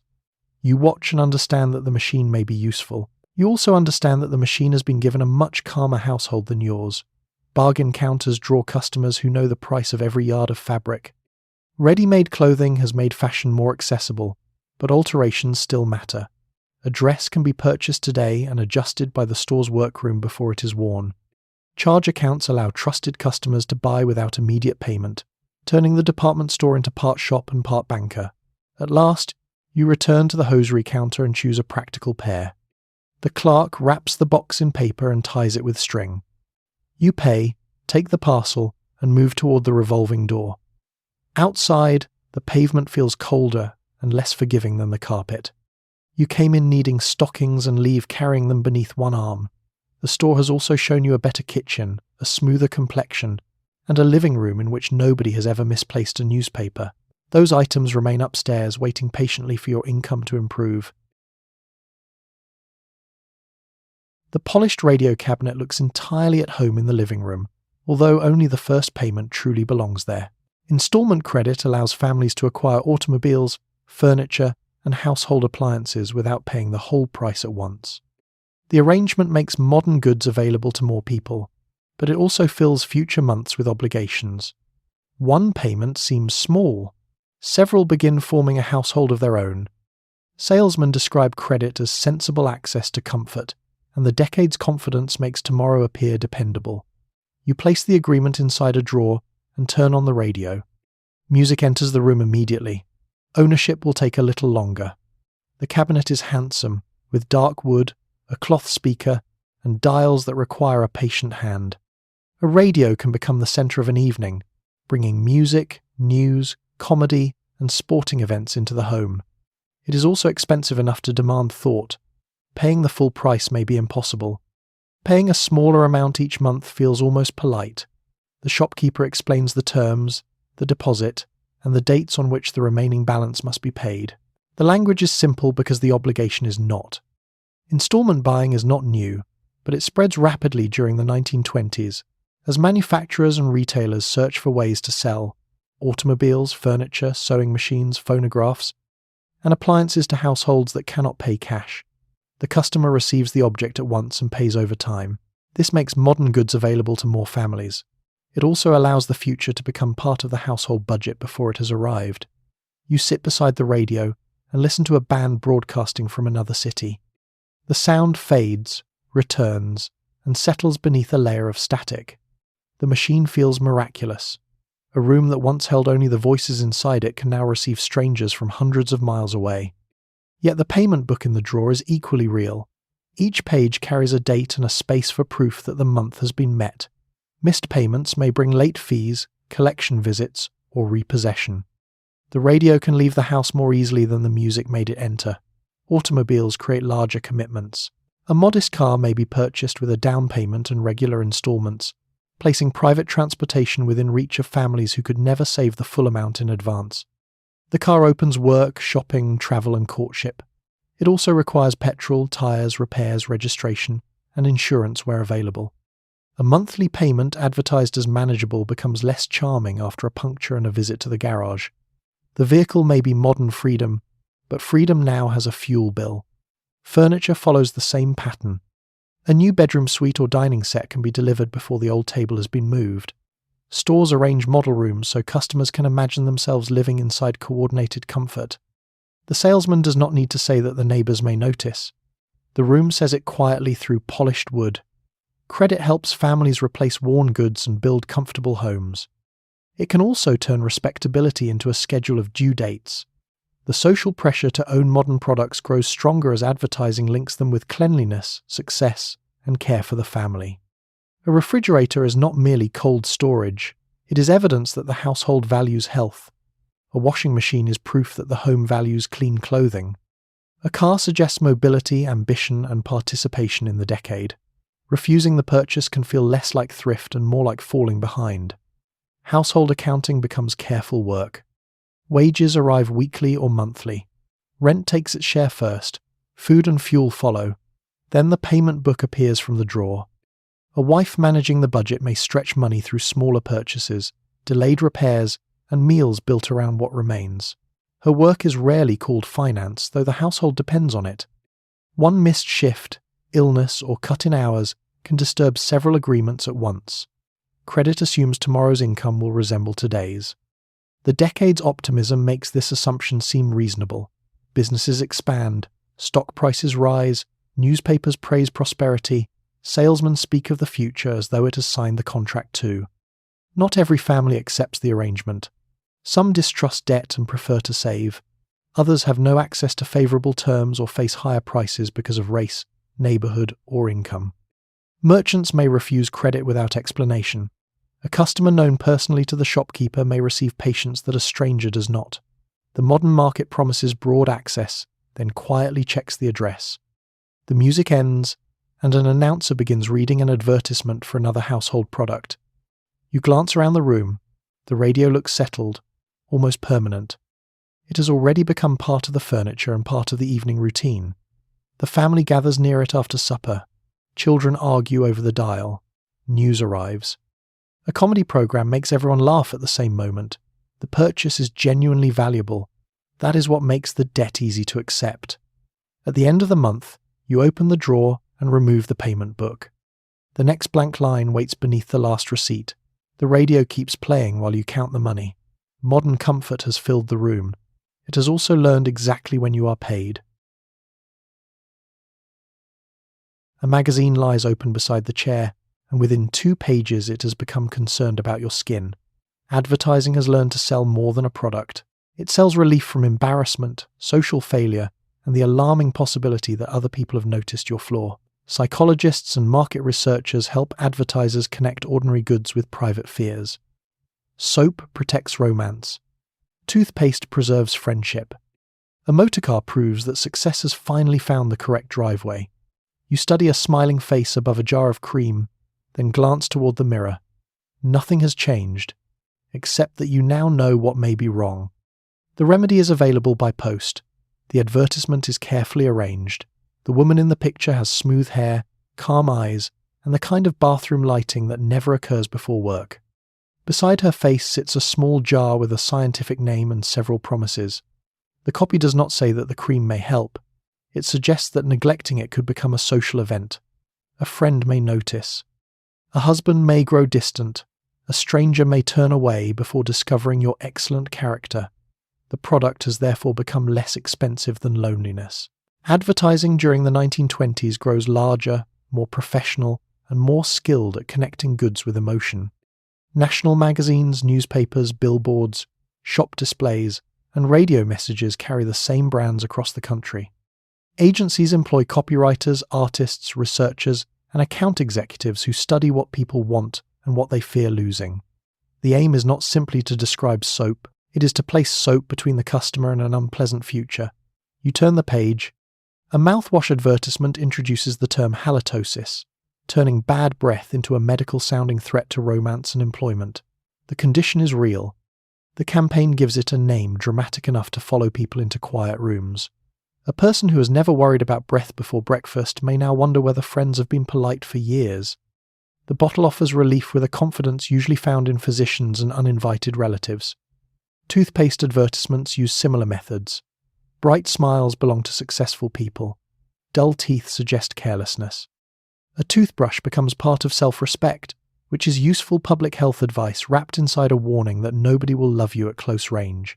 Beauty products grow rapidly as cosmetics become more acceptable in everyday life. Lipstick, powder, rouge, and cold cream move from stage associations toward the dressing tables of ordinary women. Advertisements celebrate modern independence while setting new standards for the face expected to enjoy it. A woman may work, vote, drive, and choose her own hairstyle. She must also remain young, fresh, slender, fragrant, and delighted by breakfast. Freedom has acquired a demanding complexion. Men are not spared. Shaving products promise professional success through a smoother jaw. Hair tonics protect youth. Cigarette advertisements link brands with confidence, sport, refinement, or the approval of doctors who appear unusually relaxed about smoke. Clothing advertisements suggest that the correct collar may improve a career. Automobile advertisements show men controlling powerful machines on empty roads where no mechanic has ever sent a bill. The modern consumer is encouraged to build a personality from objects, one purchase at a time. Scientific language gives many campaigns authority. Words such as hygienic, tested, pure, and modern appear beside diagrams or people wearing white coats. Sometimes the claims rest on genuine advances in health and manufacturing. Sometimes the white coat is doing more work than the evidence. Household products promise to kill germs, protect children, and remove stains with very little effort. The woman in the advertisement smiles while cleaning because the product has apparently corrected both the flaw and her attitude. You look toward your own rug. It remains a rug. Advertising also sells aspiration through celebrities and social scenes. Film stars endorse cosmetics and clothing. Athletes praise breakfast foods. Elegant couples step from cars before houses far larger than the customers. The product is placed inside a complete life. Buy the dress, and perhaps the party follows. Buy the radio, and the family gathers happily around it. Buy the correct soap, and affection becomes more dependable. The object may be useful. The life surrounding it is sold separately, though this is not stated. Race and class shape who appears in national advertising, and who is imagined as the ideal customer. White middle-class families dominate many campaigns, presented as the natural face of American comfort. Black consumers see themselves ignored, stereotyped, or addressed through separate publications and markets. Black newspapers and magazines carry advertising aimed at their communities, while black-owned businesses promote products and services excluded from white retail networks. The national consumer culture speaks of everyone. Its pictures reveal a narrower audience. Radio makes the message feel even closer. An announcer speaks directly into the living room, often wrapping the product around music, comedy, or household advice. The program may be free to hear because a manufacturer has paid for the audience's attention. Entertainment now arrives with a sponsor seated politely inside it. You reach the final page and find a mail order coupon. The jar can be sent directly to the house after you provide your name, address, and payment. You could close the magazine and forget the concern. Instead, the mirror across the room catches the light. The advertisement has done its quiet work. It has not changed your face. It has changed the meaning of looking at it. Your key opens a narrow, furnished room where the bed stands close enough to the washstand for the two to share concerns. Working people in growing cities live in apartments, tenements, boarding houses, and rented rooms shaped by income rather than privacy. Housing reforms have improved light, ventilation, and sanitation in some places, but overcrowding remains common. A family may take in a lodger to help meet the rent. A single worker may live under rules controlling visitors, meals, and the hour the front door closes.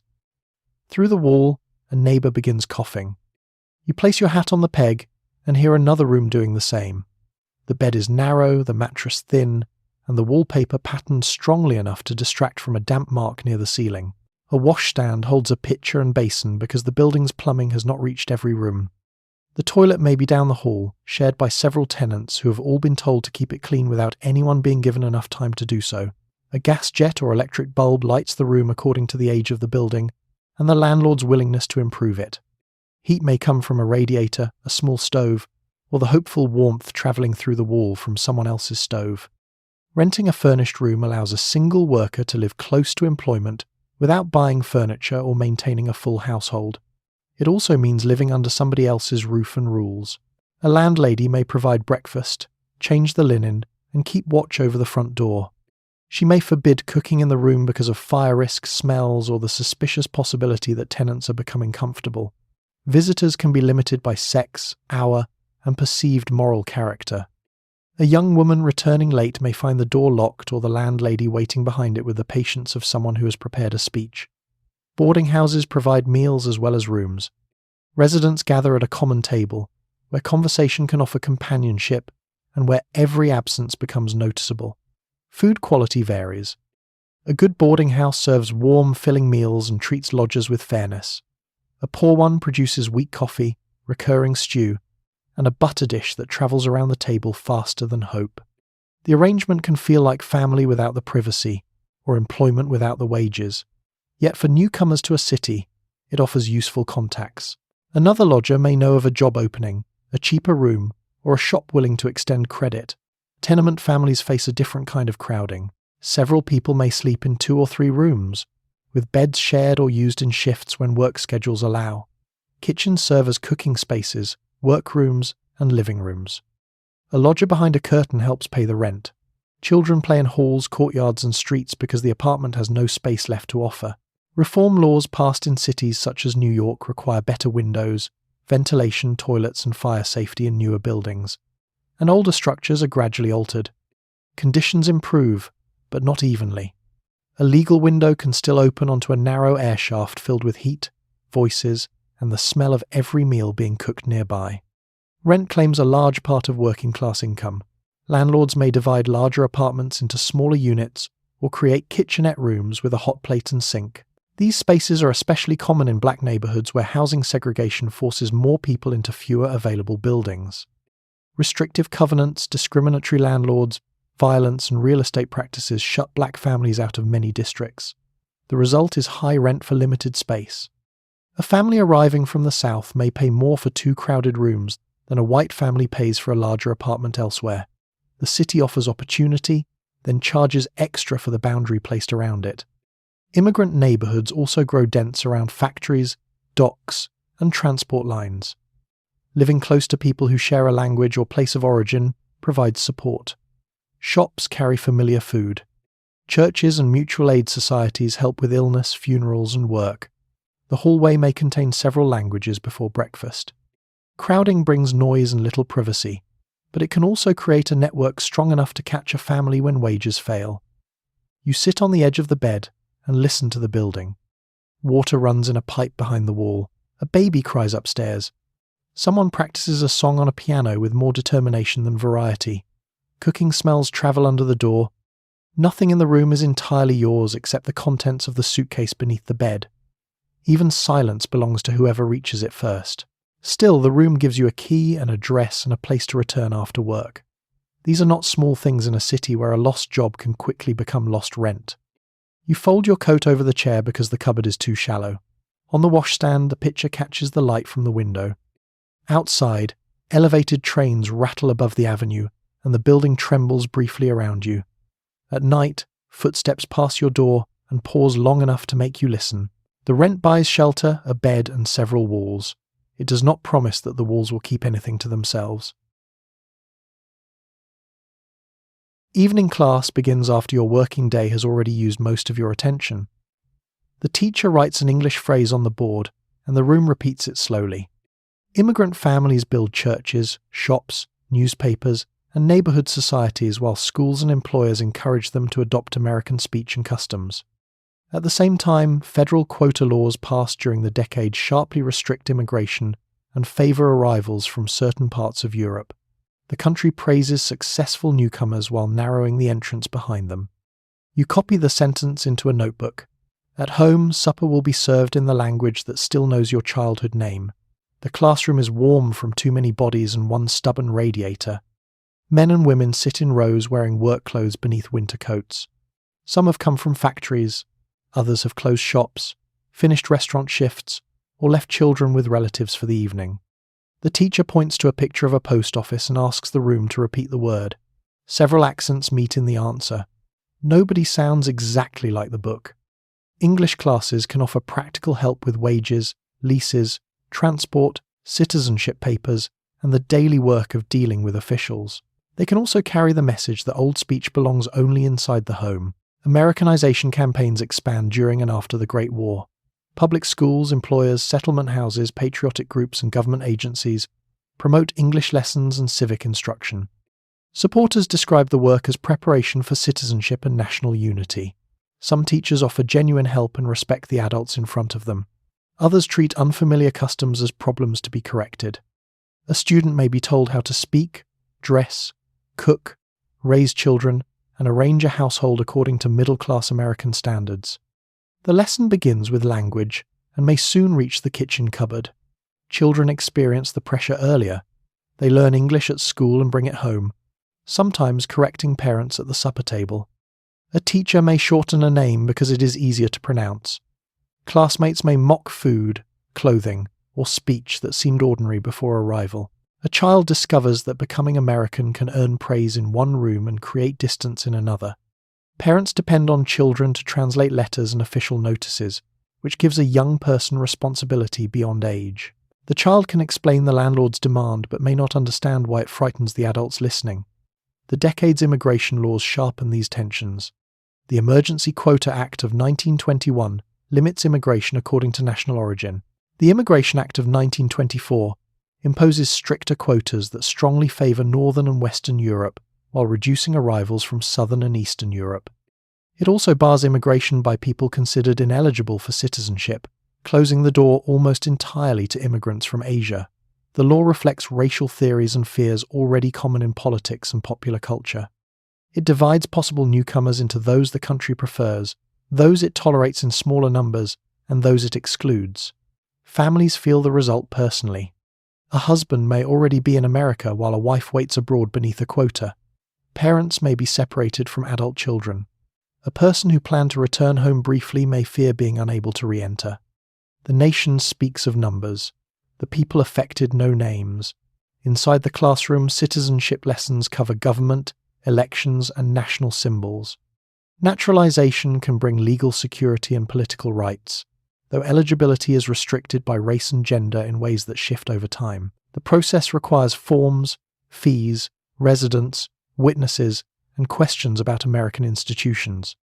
A worker who spends the day following a factory foreman must spend the evening explaining the Constitution to a judge. The knowledge may be meaningful. The timing is less considerate. Community life protects more than memory. Immigrant newspapers report events in old and new countries. Churches, synagogues, clubs, and mutual aid societies collect money during illness or unemployment. Shops sell familiar food. Neighbours help new arrivals find work and housing. These networks make the city livable, especially when public agencies are confusing or hostile. Reformers sometimes describe such neighbourhoods as obstacles to assimilation. Residents may see them as the reason anyone survives long enough to assimilate at all. Employers may take a direct interest in the process. Some factories sponsor classes, inspect homes, or reward workers who attend patriotic ceremonies. A certificate can improve standing with a supervisor, though it cannot erase an accent from the moment a customer hears it. At work, your name may be shortened for speed. In the neighbourhood, it remains whole. You learn when to offer each version. This is not always surrender. Sometimes it is the ordinary skill of carrying two lives through the same doorway without dropping either one. You finish copying the sentence and close the notebook before the final bell sounds. The teacher assigns a short passage for the next class. Outside, the street is dark and shop signs glow in several languages. You stop at a bakery where the owner greets you in the words you spoke as a child. The exchange is easy, warm, and brief. On the walk home, the English phrase from the board repeats in your head. Both languages belong to your evening, though the country keeps asking one of them to wait indoors. The train slows beneath a roof of smoke and iron, carrying passengers who have travelled far beyond the towns where their journeys began. During the Great Migration, black families leave the rural South in search of industrial wages, education, political influence, and distance from racial violence. Northern cities offer real possibilities, but discrimination follows into hiring offices and housing markets. New communities take root despite those limits. Churches provide support. Newspapers carry local news and national argument. In places such as Harlem, writers, artists, and musicians create work that reshapes American culture. You step onto the platform holding an address on folded paper. The city is larger than the promise and larger than the warning. Porters move through the crowd while steam gathers beneath the station roof. You keep one hand on the suitcase and the other on the paper, where a cousin has written a street name and the number of a building. The address is more than directions. It is the first link in a chain of people who have already made the journey and can help someone else begin it. A relative may offer a bed for a week. A church may know which factory is hiring. A neighbour may explain which landlord will rent to black tenants without inventing a new condition at the door. Migration often moves through such networks. One person leaves, writes home, and makes the next departure easier to imagine. The reasons for leaving are powerful. Southern agriculture offers hard labour and low wages. Sharecropping and tenant farming trap many black families in debt controlled by white landowners and merchants. Jim Crow laws enforce segregation, while racial violence and the threat of lynching make daily life dangerous. Political rights exist on paper, and are blocked through intimidation, taxes, tests, and force. Northern newspapers circulate stories of factory jobs and greater freedom. During the Great War, labour shortages make those opportunities more urgent. By the 1920s, the movement continues as families seek a life in which effort may produce more than another season of debt. The train journey itself crosses social borders without removing them. Segregated cars may shape the southern part of the route. At some point north, the signs change or disappear, yet the habits behind them remain. A black passenger can leave a legally segregated station and arrive in a city where restaurants, hotels, and neighbourhoods exclude through custom, violence, or private policy. The colour line is less openly printed in some places. It is still easy to find. You reach the address and discover a crowded apartment already holding relatives, trunks, and the smell of supper. Housing is one of the first difficulties. Restrictive covenants and discriminatory real estate practices keep black families out of many districts. White residents may use threats or violence when black households move into contested areas. Landlords in established black neighbourhoods can charge high rents because demand is great and alternatives are few. Apartments are divided into smaller rooms. Families take in lodgers. A dining room becomes a bedroom after dark. The city has offered more space for ambition and less space for furniture. Work can bring higher wages than the South, especially in steel, meatpacking, railroads, automobile plants, domestic service, and other urban industries. Yet employers often reserve the dirtiest, hardest, or least secure jobs for black workers. Promotion is limited.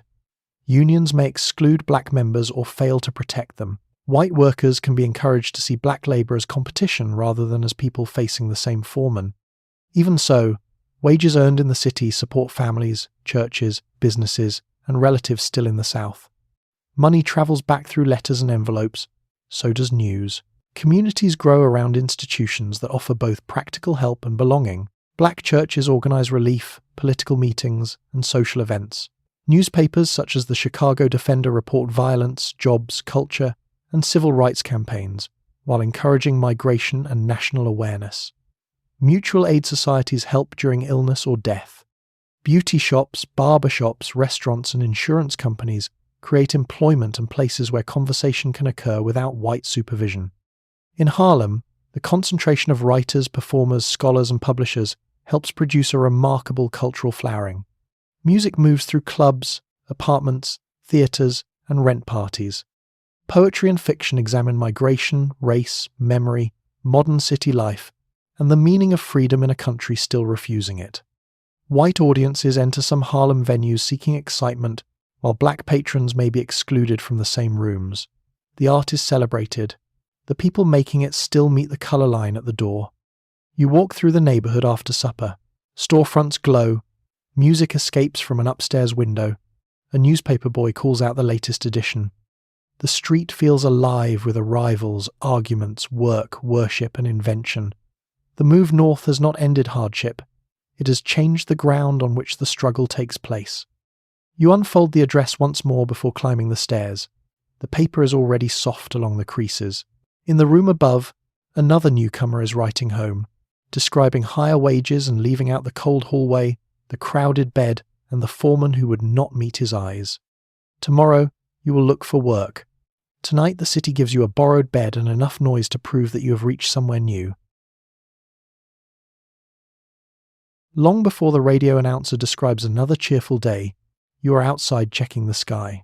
American farms expanded production during the Great War, but prices fell afterward, leaving many farmers with debt and machinery bought for better times. The national economy may appear prosperous from a city office, while rural families watch the value of their crops shrink. Electricity has not yet reached many farmhouses.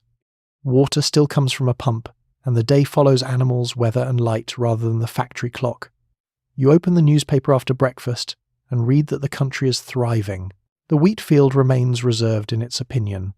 The morning air is sharp enough to make each breath visible. A horse shifts near the fence while a tractor stands beneath a shed, its metal cold and its payments very much alive. Mechanization has changed farm work. Tractors, combines, trucks, and other machines can increase the acreage one family manages. They reduce some kinds of labour and make other kinds faster. They also cost money, fuel, and repairs. A machine bought when crop prices were high can become a heavy companion after prices fall. The bank does not accept rain, drought, or low wheat prices as payment, though all three have a strong influence on whether money exists. During the Great War, European demand encouraged American farmers to plant more and borrow for expansion. Land prices rose, new machinery seemed sensible. When wartime demand ended, farm prices dropped sharply. Many households entered the 1920s already carrying debt. The decade may roar in cities through automobiles, radios, and construction. On the farm, it often arrives as a quieter argument between the mortgage and the harvest.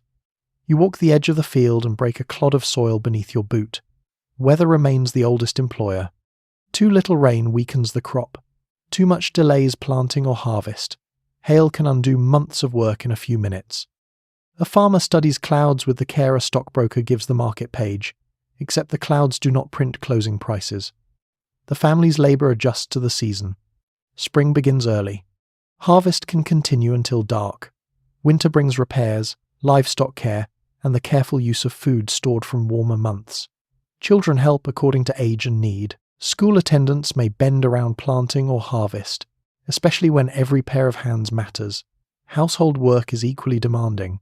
Water must be pumped and carried. Meals are made for workers who return hungry. Butter may be churned, vegetables canned, bread baked, and clothing repaired far from the shops that might replace any of them.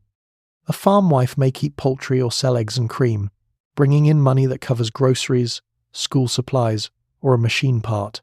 Her contribution can be essential while still being described as merely helping. Rural electrification has not yet transformed most of this work.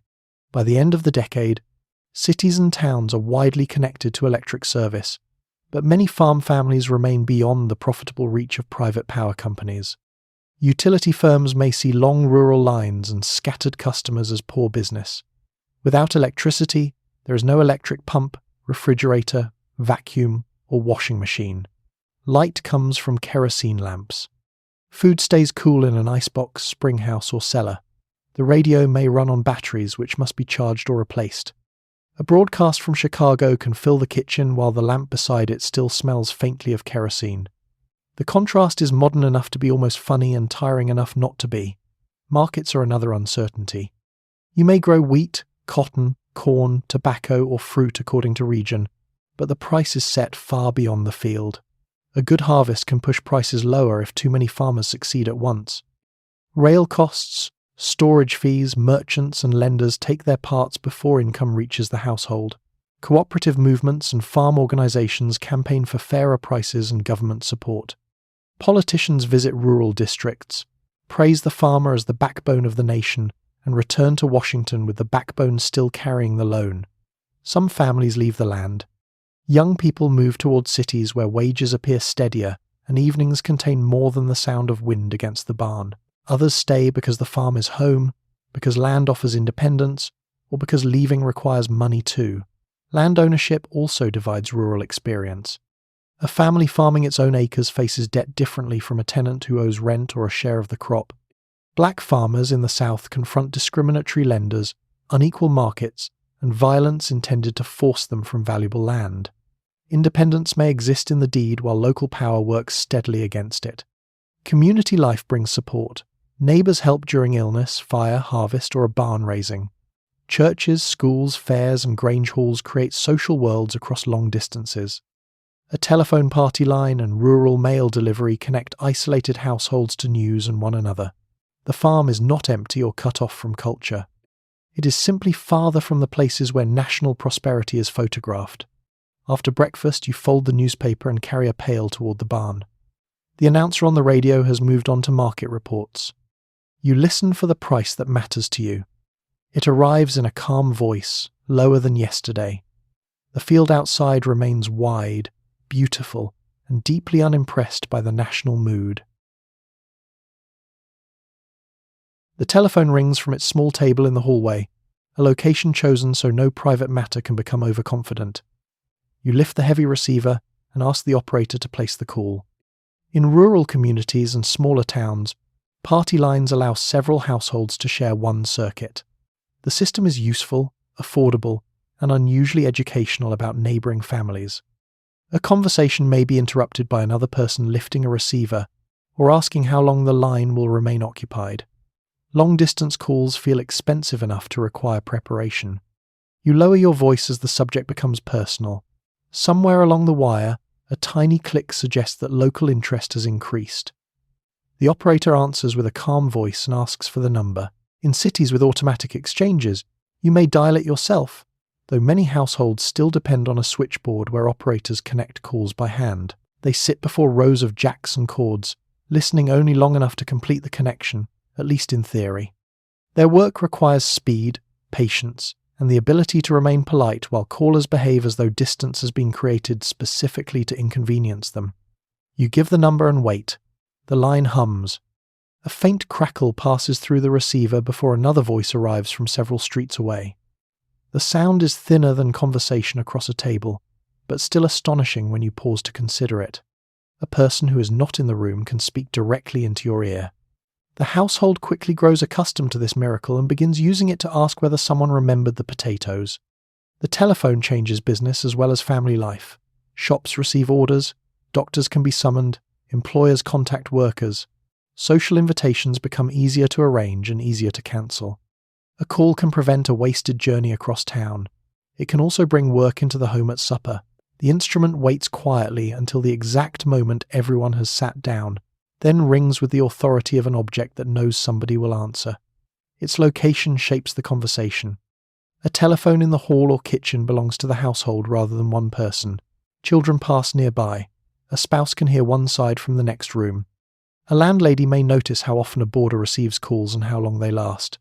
Privacy depends on lowering the voice, turning toward the wall, and trusting everyone else to become temporarily fascinated by furniture. Courtship through the telephone has its possibilities and limits. A young man may call to arrange an outing, but the conversation often begins with a parent or sibling answering first. A girl may speak while family members move through the hall at carefully casual speeds. Long silences are difficult because the line may be thought dead. Affection must be expressed in a form suitable for anyone standing near the coat rack. The telephone brings modern freedom into the house and leaves it beside the umbrella stand. Party lines make the arrangement more public. Several households share the same wires, each identified by a ringing pattern. One long ring may belong to your home. Two short rings may belong to the farm down the road. Everyone hears every signal, making the neighborhood aware that somebody is wanted. Etiquette requires users to lift the receiver only for their own ring and to keep calls reasonably brief. Curiosity is stronger than etiquette in most known climates. A neighbor may listen silently, cough by mistake, or interrupt to announce that the line is needed for an important call. Emergencies give party lines real value. News of illness, fire, or accident can travel quickly across isolated districts. Neighbors organize help before a horse or automobile could cover the distance. The same network that spreads gossip can summon a doctor, warn of a storm, or locate a missing child. Community and intrusion share the wire because the equipment has not been asked to separate them. Long-distance calling feels different. Rates depend on distance, duration, and time of day. A call to another state may be planned in advance, with family members gathered near the receiver and important points prepared, so money is not spent discussing weather already known to both places. The operator may place the call and ring back when the connection is ready. Voices travel through several exchanges, gathering static and delay. People speak loudly because expense makes volume seem useful. Each minute matters. A reunion by telephone can feel intimate and ceremonial at once. Businesses use long-distance service more freely, though even they watch the clock. New cables and improved equipment extend the network, and national advertising presents the telephone as a sign of efficiency and modern life. Not every household has one. Installation and service cost money. Rural lines may be built cooperatively by neighbours using simple equipment. Poor families may depend on a nearby shop, landlord, or public telephone. Black customers can face discriminatory service and employment barriers within telephone companies. The technology joins the country while reflecting the inequalities already present on the ground. Your call is nearly finished. You exchange the important news, then add one final sentence because ending a conversation always reveals something forgotten. Before you can say goodbye, another receiver clicks and a neighbour announces that she has been waiting. You return the handset to its cradle. The hallway becomes quiet again, though the subject of your call may now be travelling through 3 kitchens. The telephone has conquered distance, Privacy remains outside the service area. The doctor places his bag beside the bed and begins asking questions in a voice meant to calm everyone within hearing distance. Medicine is advancing. Hospitals are growing, laboratory testing is improving, and X-rays are becoming more widely used. Yet antibiotics are still in the future, and many infections remain dangerous. Cost can delay treatment until symptoms become impossible to ignore. Patent medicines continue to promise relief through mixtures that may contain alcohol, stimulants, or ingredients known mainly for enthusiasm. The doctor listens to your chest and considers the possibilities. His knowledge is real, so are its limits. Outside the room, the family waits for certainty because uncertainty is not something anyone knows how to serve with tea. He takes your temperature, checks your pulse, and asks when the fever began. A house call still feels personal. The doctor has travelled through cold streets with his bag, coat, and reputation, and everyone watches while he removes a stethoscope from its case. In many towns, the family physician knows several generations of the same household. He has seen births, influenza, broken bones, and the mysterious stomach complaints that arrive after large family dinners. Familiarity can be comforting, though he may still remember when you swallowed a button. House calls remain common, especially where hospitals are distant or regarded mainly as places for serious illness. Yet hospitals are changing quickly. Urban institutions expand their surgical wards, laboratories, and nursing schools. Antiseptic practice is better established than in the previous century, and surgeons work with improved instruments, anesthesia, and knowledge of infection. X-rays help locate fractures, bullets, and disease inside the body, without requiring the body to explain itself first. Blood tests, urine tests, and cultures give physicians more evidence. Medicine is becoming less dependent on the doctor's eye alone, though the eye still carries considerable authority. You are fortunate if the illness has a clear treatment. Insulin, introduced early in the decade, transforms diabetes from a near-certain death sentence into a condition that can be managed, though obtaining the drug and medical care still costs money. Vaccination has reduced the danger of smallpox in many places, and public health campaigns fight diphtheria, tuberculosis, and other diseases through clinics, testing, sanitation, and education. These efforts save lives. They also reach communities unevenly. Rural areas may lack nearby hospitals. Poor families may delay seeking care. Black patients face segregated wards, discriminatory physicians, and exclusion from many white hospitals. Black doctors, nurses, and community institutions provide essential treatment despite receiving fewer resources and less support. The doctor asks you to breathe deeply. The stethoscope is cold enough to improve obedience. He listens to your chest while the family tries not to make noise in the hallway. Pneumonia remains dangerous because no antibiotic can yet stop the bacteria directly. Treatment may include rest, fluids, careful nursing, and attempts to support the body while it fights. A severe infection can turn quickly, especially for infants, older people, or anyone weakened by poor housing and hunger. Tuberculosis still shapes daily fear. Sanatoriums offer fresh air, rest, and isolation, based on the belief that the body needs time and clean surroundings to recover. For some patients, this helps. For others, the disease continues despite blankets, porches, and a great deal of disciplined breathing. Surgery carries its own risks. Operations are safer than they once were, but recovery can be long, and infection remains a serious concern. Hospitals increasingly employ trained nurses who manage wounds, medicines, hygiene, and the countless quiet tasks that keep a patient alive after the surgeon has finished being impressive. Nursing offers respectable paid work to women, though the hours are demanding and discipline strict.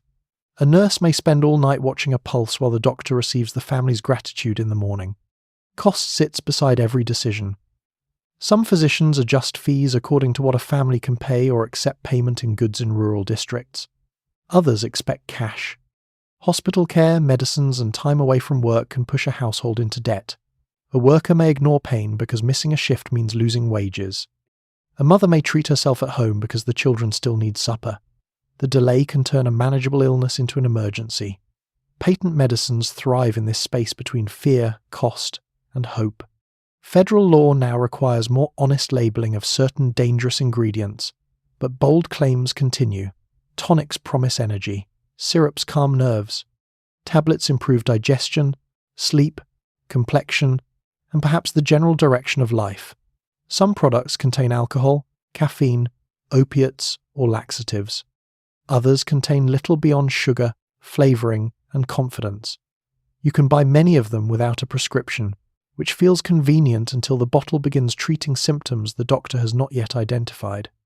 The physician closes his bag and gives instructions. Rest. Warm liquids. Watch the fever. Send for him if breathing becomes worse. The family nods and begins arranging the room around his words. He cannot promise certainty, so he offers careful observation instead. After he leaves, the tea arrives at last. It is placed beside the bed with a thermometer, a folded cloth, and the patent tonic an aunt has brought because its label contains several capital letters. Modern medicine has entered the room. So has Aunt Clara. The doctor has science, experience, and a black bag. She has a bottle that claims to improve the blood by Tuesday. A lock of hair falls beside the chair, followed by another, and the back of your neck suddenly feels exposed to the entire decade. Bobbed hair has become a visible sign of modern youth for many women, though cutting it may still provoke objections at home or work. Beauty parlours expand as cosmetics become easier to buy and more acceptable for daily use. The fashionable face requires powder, lipstick, and careful brows. The fashionable hair requires regular trimming and setting. Advertisements describe the effect as natural. You watch the stylist shape the final wave beside your cheek. Nothing about it has occurred naturally, but it has occurred beautifully.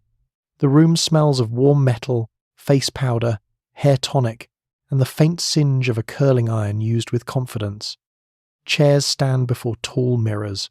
Towels warm near a radiator. A woman beneath a dryer turns the pages of a magazine while trying not to move her head. The beauty parlour is part workshop, part social room, and part place where a person can make one visible decision about herself while several relatives object from elsewhere. To some younger women, the bob feels practical, modern, and light after years of long hair pinned into place. To critics, it suggests vanity, rebellion, poor judgment, or an alarming willingness to dance without consulting an aunt. Some women are scolded or even dismissed for cutting it, though the style becomes common enough that outrage must eventually make room for appointments. You feel air against the back of your neck and understand why the cut has survived the speeches. Short hair still requires work. A blunt bob must be trimmed regularly or it loses its clean line. A shingle cut narrows closely at the neck. Finger waves are shaped by hand with comb, setting lotion, and patience. Marcel waves use heated irons to create smooth curves that can last longer, provided the iron is not hot enough to leave a reminder. The stylist tests the heat, wraps a small section, and watches the hair closely. Beauty has become more modern. It has not become less capable of burning the ear. Parlours grow rapidly in towns and cities because more women earn wages and spend part of them on personal services. Some salons are elegant, with polished counters and private treatment rooms. Others occupy a modest storefront where the owner knows every customer's family and is therefore trusted with information no newspaper could collect so efficiently. Women talk about work, courtship, rent, children, and the neighbour who has suddenly acquired a fur collar without any public change in income. The talk brings companionship and useful news into days divided between work and household duty. The beauty industry also creates business opportunities. Women train as hairdressers, manicurists, cosmeticians, and salon owners. Black women build especially important businesses within segregated communities, where white salons may refuse service or lack the knowledge to work with black hair. Madam C.J. Walker's earlier success has shown how hair care products and training can create economic independence for black women. By the 1920s, beauty schools, salons, and product companies support a growing professional world. Hair care can carry questions of style, health, racial pride, and pressure to fit standards shaped by white society. Cosmetics create another visible change. Face powder has long been used, but lipstick, rouge, mascara, and eyebrow pencils become increasingly accepted beyond the stage. Film stars help set the fashion, and their strongly defined screen faces travel into magazines and dressing rooms. A compact allows powder to be applied in public, though doing so too openly may still attract judgment. The modern woman is invited to wear cosmetics while making the effort appear discreet. She must look improved without suggesting that improvement required tools. Advertisements provide guidance and anxiety in equal measure. A cream promises youth. A powder selects the proper shade for your complexion. A lipstick claims to reveal personality, though most tubes are mainly concerned with colour and sales. Beauty companies speak of science and modern formulas. Some products are sound, others irritate the skin, and the market still offers more confidence than testing. You learn which cream stings, which powder cakes near the nose, and which lipstick survives coffee only by remaining partly on the cup. Men have their own rooms of grooming. Barbershops remain centres for haircuts, shaving, conversation, and local news. A straight razor shave offers hot towels, soap, and the calm experience of allowing another person to hold a blade near the throat while discussing baseball. Men use hair tonics, pomades, and shaving lotions. Their attention to appearance is described as neatness rather than vanity, a useful difference created largely by vocabulary. Black barbershops, like beauty salons, serve as important social and business spaces where customers can speak freely within their own communities. The stylist brushes loose hair from your shoulders and turns the chair slightly toward the mirror. The cut changes the shape of your face. It also changes how the hat will sit, which may be the first concern voiced at home after the larger concern about civilization has rested. You pay, leave a tip, and step toward the door. On the pavement, the cold air reaches skin that was covered an hour ago. Your family may dislike the bob. Your employer may study it. The neighbours may discuss it until supper. None of them will have to spend the next morning arranging 12 hairpins before breakfast. A motorcar waits at the curb while your family studies the driver through the window. Dating has begun moving away from supervised parlours and into cinemas, dance halls, restaurants, and automobiles.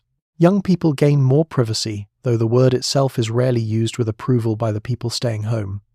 Ideas about companionate marriage and romantic choice are becoming more influential.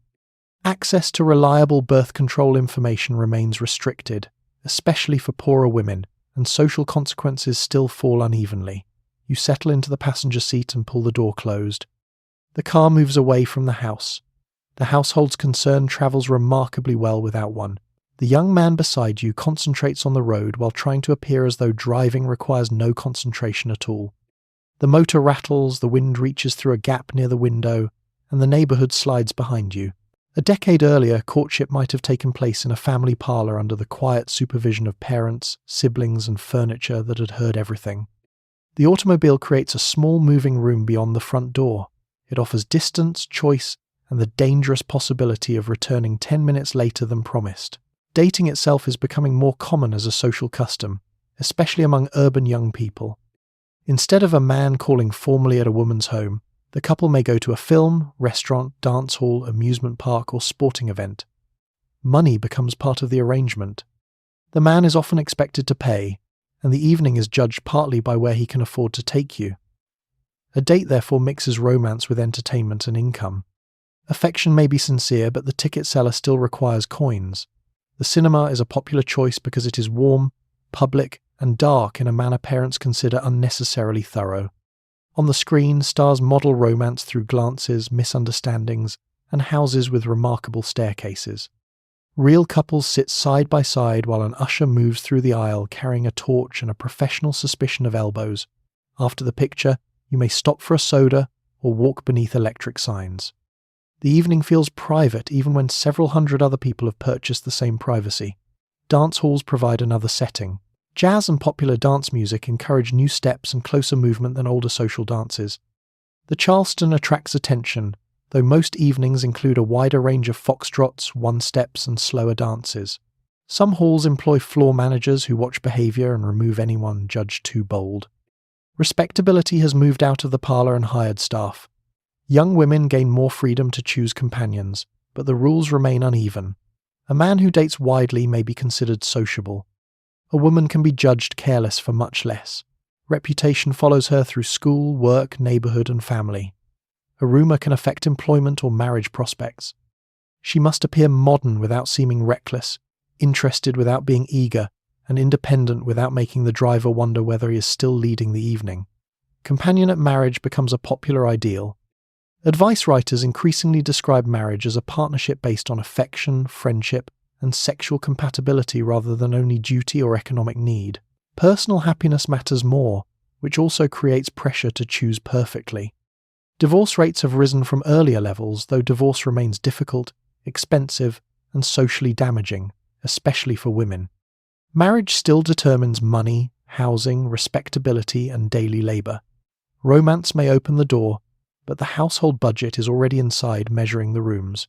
Sexual knowledge circulates through books, friends, doctors, reformers, and a large quantity of uncertain advice. Federal and state obscenity laws restrict the distribution of contraceptive information and devices. Margaret Sanger and other birth control activists challenge these limits and establish clinics, but access remains narrow and controversial. Wealthier women may obtain private medical advice. Poor women often depend on unreliable methods, hearsay, or abstinence negotiated inside marriages where husbands hold more power. Unplanned pregnancy carries physical, economic, and social risks, with unmarried women facing especially severe judgment. The freedom is real, but the consequences are not divided equally between the two seats. The automobile itself brings practical risks. Roads are uneven. Brakes are less dependable than their drivers claim.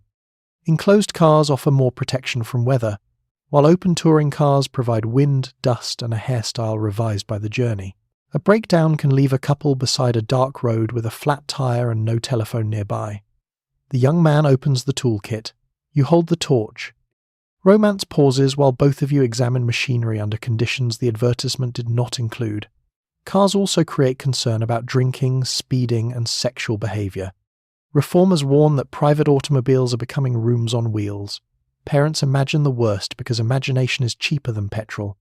Young people value the same privacy because it allows conversation without a younger brother entering to ask why everyone has become quiet.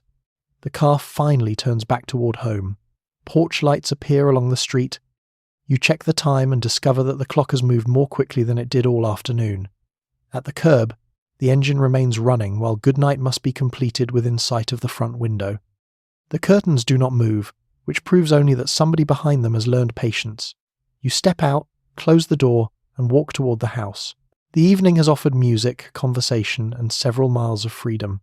The porch light has been keeping the exact account.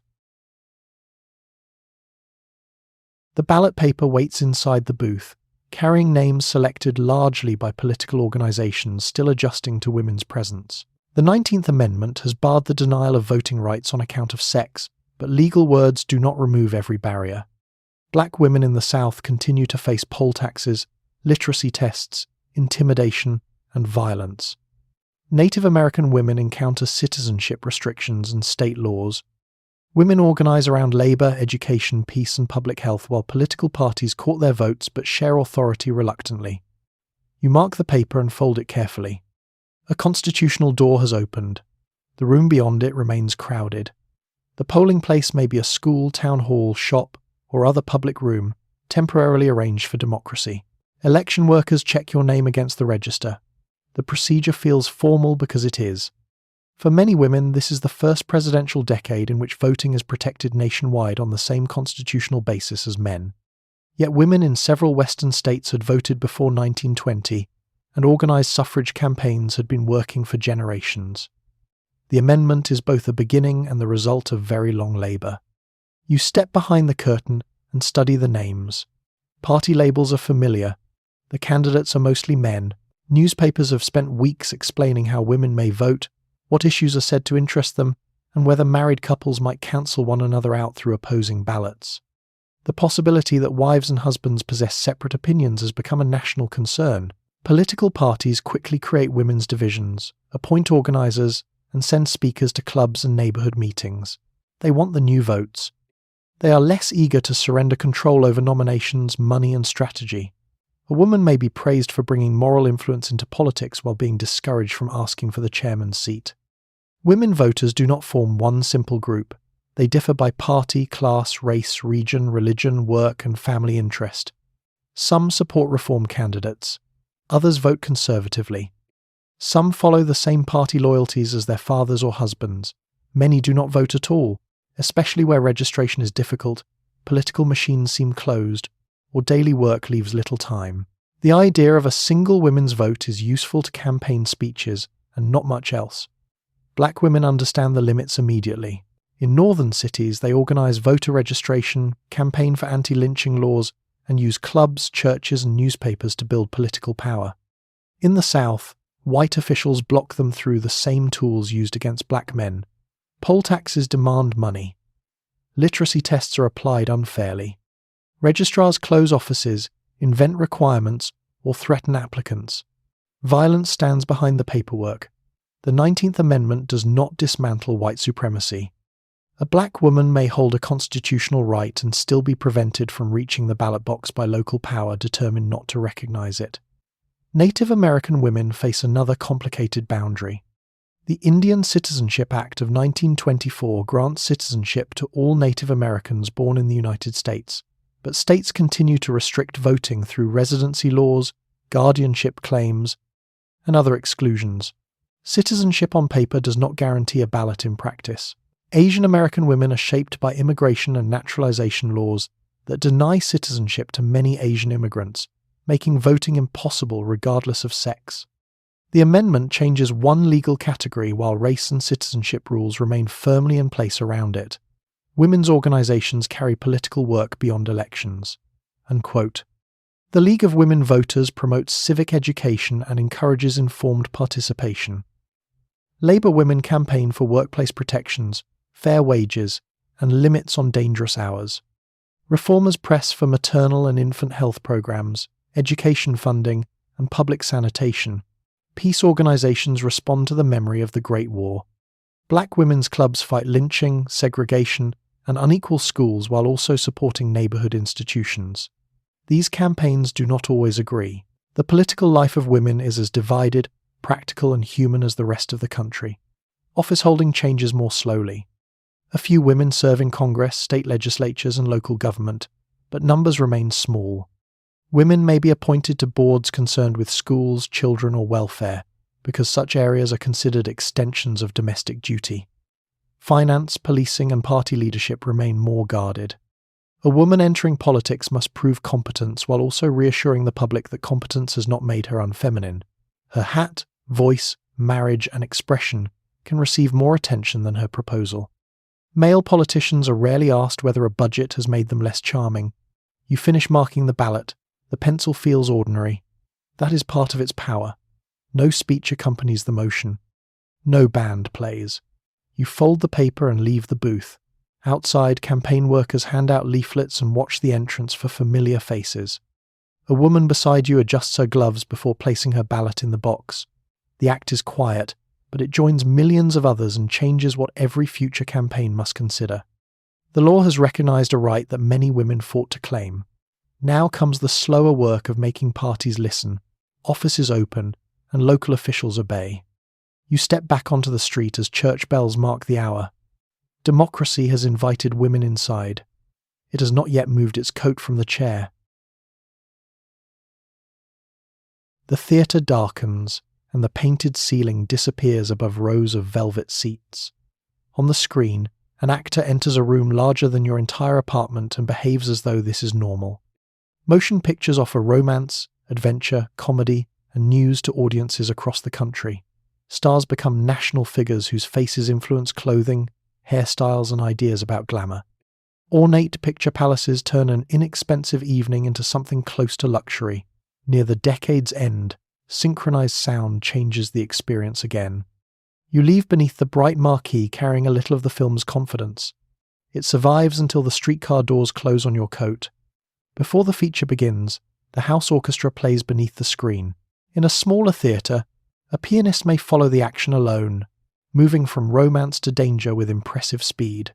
A newsreel brings distant events into the room. A comedy short follows, allowing the audience to watch a man lose control of a ladder, a motor car, or both. Then the main picture begins, and several hundred people become quiet together. Silent films are not truly silent. Music guides the mood. Intertitles supply dialogue and explanation. The audience laughs, gasps, and occasionally reads a line aloud for someone who has missed it. The cinema is social even in darkness. Children whisper. Couples lean closer.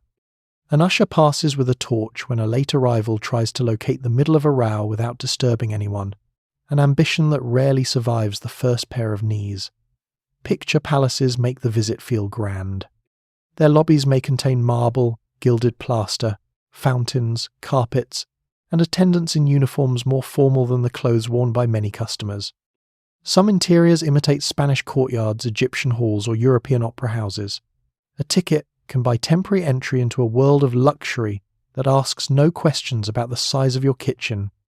The theatre is heated, well lit before the show, and designed to make ordinary streets feel far away.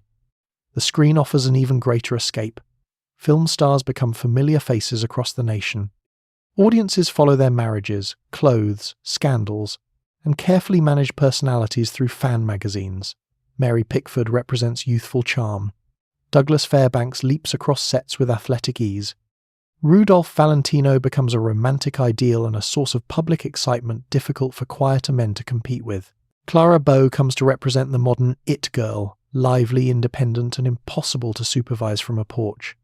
Stars seem close because their faces fill the screen, yet the lives around them are shaped by studios, publicity departments, contracts, and lighting experts who know exactly where ordinary reality should stand. Hollywood grows into a powerful industry. Large studios control production, distribution, and theatre chains, shaping which films reach audiences. Sets reproduce streets, mansions, deserts, and historical periods with remarkable speed. Workers build scenery, sew costumes, process film, and perform dangerous stunts behind the stars. The finished picture appears smooth because the labour has been edited out. The same can be said of many modern miracles, though few are accompanied by an orchestra. Film also carries social ideas. Comedies make fun of authority, marriage, machines, and city confusion. Dramas show new fashions and courtship habits. Westerns turn expansion into adventure, while often ignoring or distorting native people and violence. Black characters are frequently excluded, stereotyped, or played by white actors in blackface. Black filmmakers and independent companies create their own films for black audiences, building what are often called race films. These productions provide roles, stories, and perspectives largely denied by Hollywood, though they work with smaller budgets and limited distribution. The national screen reflects America, but it chooses which parts receive the better light. Censorship develops through local boards and industry pressure. Communities object to sexual suggestion, crime, drinking, and anything thought likely to weaken public morals before the second showing. Studios respond to scandals by promoting self-regulation and respectable public images. The films still find ways to suggest more than they say. A lifted eyebrow can travel through a censor board more easily than a sentence. By the middle of the decade, technological experiments with recorded sound are gathering momentum. In 1927, the jazz singer becomes famous for synchronized dialogue and songs, though sound films do not replace silent pictures overnight. Theatres must install new equipment. Studios must adapt.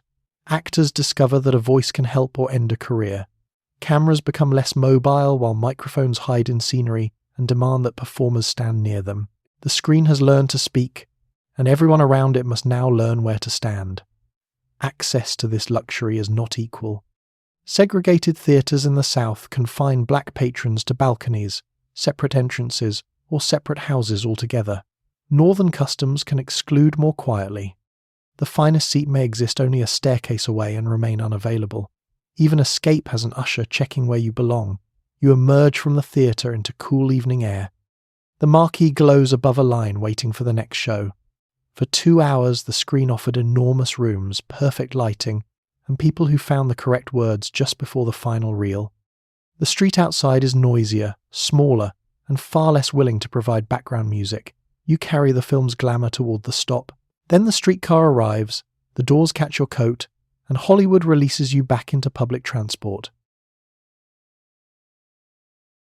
The radio cabinet warms slowly, then releases a voice from a city you may never visit.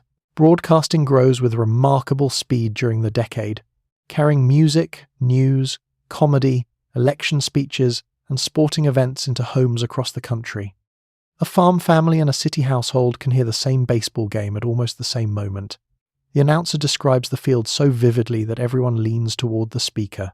Commercial sponsors soon become part of the ritual, placing soap and breakfast food beside national excitement. The crowd in the stadium roars through the wooden cabinet. Your living room remains quiet, except for the person insisting the umpire is blind. The set needs a little patience. You turn the dial carefully while static rises and falls like distant weather. One station comes through clearly for several seconds, then fades beneath another voice. Early listeners learn how to adjust tuning, batteries, aerials, and wires with the confidence of people who have recently accepted that furniture now requires engineering. Some sets use headphones, allowing one person to hear the program while everyone else watches his expression. Loudspeakers make listening communal. The family gathers around the cabinet because the sound belongs to the room. Broadcasting is new enough to feel remarkable and familiar enough to be argued over by supper. Commercial stations expand rapidly after the decade's first well-known broadcasts. Networks soon connect stations across long distances, allowing the same program to reach listeners in many states. The National Broadcasting Company is formed in the middle of the decade, helping turn radio into a national system. Local stations still carry community news, church services, farm reports, music, and advertisements from nearby businesses. A small station may be polished during 1 hour and wonderfully uncertain during the next. The announcer coughs, a record begins at the wrong speed, and the miracle of modern communication pauses while someone finds the correct switch. News arrives differently by radio. A voice can describe an election result or disaster before the next newspaper is printed. Listeners hear political speeches directly, rather than through a reporter's summary. Presidents and candidates learn that a calm voice in a living room can feel more personal than a speech in a hall. The intimacy is partly technical. The speaker sits only a few feet away, even when the studio is hundreds of miles distant. You may disagree with every word while still lowering your own voice so you can hear it. Sport becomes especially vivid. Baseball announcers recreate the movement of a game through language, sometimes working from direct observation and sometimes from brief telegraph reports that must be turned into a convincing afternoon at the ballpark. A bat cracks. The crowd rises. The announcer follows the ball toward the fence while listeners create the entire field inside their heads. Families who cannot travel to a stadium gain a shared national experience. The game enters kitchens, shops, and porches. Work may continue nearby, though with suspicious pauses whenever the score changes. Music travels just as widely. Jazz, dance bands, classical concerts, country music, religious songs, and popular singers reach audiences beyond the places where they began. Radio helps spread styles across regions, though it can also favor performers and sounds selected by network executives and sponsors. Black musicians shape American music profoundly, yet broadcasting opportunities and pay remain unequal. White performers sometimes copy black styles while receiving broader promotion. Segregation exists in studios, contracts, and programming, even when the signal itself crosses neighborhood boundaries without permission. The cabinet may carry a black band into a white household that would refuse the musician's entry through the front door. Sponsors become part of the experience because radio needs money. A company may fund an entire program and place its name in the title. Announcers praise soap, cereal, coffee, or toothpaste between songs and comic scenes. The advertisements are spoken warmly, as though the product has joined the family and would like to discuss digestion. Some programs blend entertainment and sales so smoothly that listeners remember the joke and the brand together. Free broadcasting has discovered that attention can pay the bill. Family listening creates its own rules. Children want adventure, serials, and comedy. Adults prefer news, music, or talks. A father may control the dial because the radio was purchased with his wages, though everyone else has developed opinions about how those wages should be entertained. Evening schedules begin to shape household routines. Supper may be finished before a favourite programme. Visitors are expected to arrive between broadcasts or accept that conversation will pause during the final inning. The radio does not merely enter the home. The home begins arranging itself around the radio. Rural families gain special value from weather forecasts, crop prices, and agricultural advice. Battery-powered sets reach farmhouses before electric lines do. Batteries need charging, which can require a trip into town, but the connection is worth the trouble. A family isolated by distance can hear music, speeches, and news at the same moment as city listeners. The road outside may be dark and muddy. The living room is now part of a national audience. The program ends with a theme tune and the sponsor's final message. You turn the dial slightly, searching for another station, and catch a preacher, a dance band, and a man explaining the virtues of floor wax in quick succession. The country is gathered beside your lamp. It has brought baseball, politics, jazz, and a strong concern about the condition of your kitchen floor. The address leads to a plain entrance with no sign, followed by a pause while somebody decides whether you belong inside. National prohibition has banned the manufacture and sale of alcoholic drinks, but it has not removed demand. Speakeasies, bootleggers, private clubs and homebrewers supply a market made more profitable by illegality. Enforcement varies, and corruption spreads through the spaces between law and appetite. Some Americans support prohibition sincerely and avoid drink altogether. Others enter crowded rooms where jazz plays beneath low light and the bottles have travelled under imaginative names. You step inside as the band begins another number. Respectability has checked its coat near the door. The room is warmer than the street and louder than the entrance suggested. Tables stand close together. Smoke gathers beneath the ceiling. A waiter moves through the crowd carrying drinks in cups that would look innocent if nobody asked what they contained. The band plays from a small platform, and conversation rises whenever the music softens. Nobody announces that the law is being broken. The room has already understood. National prohibition begins in 1920 under the 18th Amendment and the Volstead Act, which define and enforce the ban on producing, selling, and transporting intoxicating liquor. Possessing or drinking alcohol is not always illegal in the same way, especially when supplies were bought before the law or obtained through permitted channels. The details create openings large enough for an industry. Medicinal whiskey can be prescribed by doctors. Sacramental wine remains allowed for religious use. Industrial alcohol exists for practical purposes, and sometimes develops an unexpected social life after being diverted, redistilled, or treated by people with more confidence than chemistry. Wealthier households may have private cellars stocked before the ban. Everyone else depends on ingenuity, contacts, or a pharmacist with unusually broad views on fatigue. Speakeasies vary enormously. Some are elegant clubs with music, table service, and police protection purchased through regular payments. Others are back rooms, basements, apartments, or small neighbourhood places where the furniture looks as temporary as the license. Entry may require a password, a familiar face, or the recommendation of someone already trusted. The secrecy adds excitement, though it also protects owners from raids and strangers from discovering what the house gin has done to their judgment. Women enter public drinking spaces in greater numbers than before, especially in urban nightlife. The older saloon had largely been a male world. The speakeasy can bring men and women together around music, dancing, and cocktails. This becomes part of its modern reputation.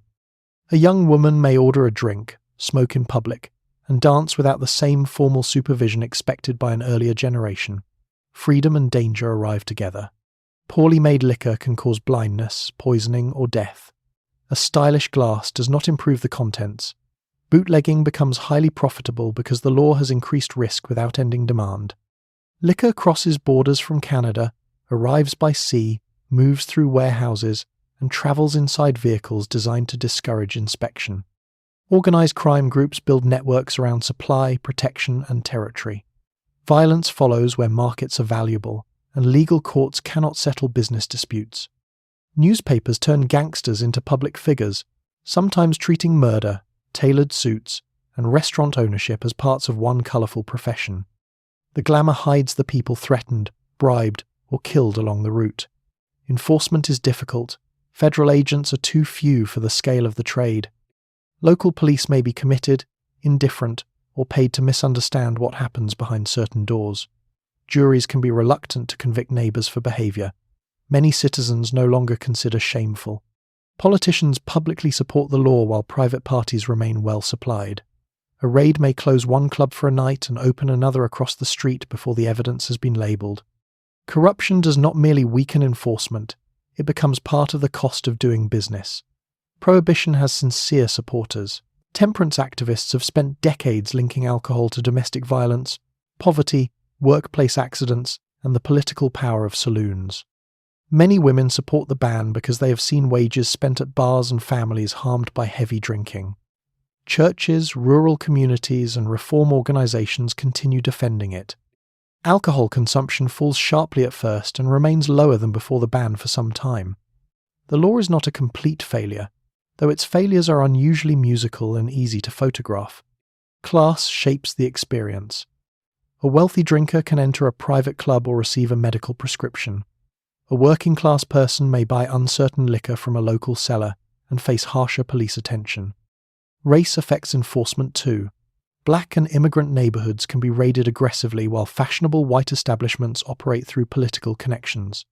The law claims national uniformity. Its hand lands differently according to the address. At your table, a glass arrives containing something called gin. It smells of juniper, alcohol, and optimism. The band begins a faster tune. Couples move toward the dance floor while the door attendant watches the entrance. For an hour, the room feels protected from ordinary rules. Then the lights flicker. Conversation pauses. Nothing happens, and everyone laughs a little too loudly before returning to the music. You finish the drink slowly. Outside, the Constitution remains in force. Inside, it has been asked to wait until the final number. The evening newspaper carries another confident report about the stock market. Prices have climbed for years, and stories of easy profit travel through offices, barbershops, and dinner conversations. Buying on margin allows investors to control shares with borrowed money, making gains appear larger while hiding how quickly losses may grow. Many Americans own no stock at all, and hardship already exists beneath the decade's polished surface. Still, market confidence supports spending, credit, and the belief that expansion can continue indefinitely. You fold the paper beside the radio while traffic moves below the window. Somewhere downtown, another order is placed. The decade has not ended yet. It has simply begun mistaking momentum for a guarantee. The financial pages are dense with columns, company names, and small changes in price that have begun to feel like personal news. A neighbour may mention a railway stock over breakfast. A co-worker may know someone who doubled his money and is now treated as a man of vision rather than a man who happened to arrive early. Stories of profit travel faster than stories of loss, because success enjoys company and embarrassment prefers the back room. The market has become part of ordinary conversation, even for people who never enter a brokerage office. Brokers' rooms offer quotation boards, ticker tape, telephones, and clerks recording orders. The ticker prints prices on a narrow strip of paper, sometimes falling behind when trading becomes heavy. Customers watch the tape as though the machine is reporting weather from the future. An upward movement can create excitement across the room. A sudden drop produces silence, then explanations. There is always an explanation after the price has moved. Beforehand, there is confidence. Buying on margin allows an investor to purchase shares with only part of the price paid in cash. The broker lends the rest, using the stock as security. If the price rises, the investor gains on a larger holding than the cash alone could buy.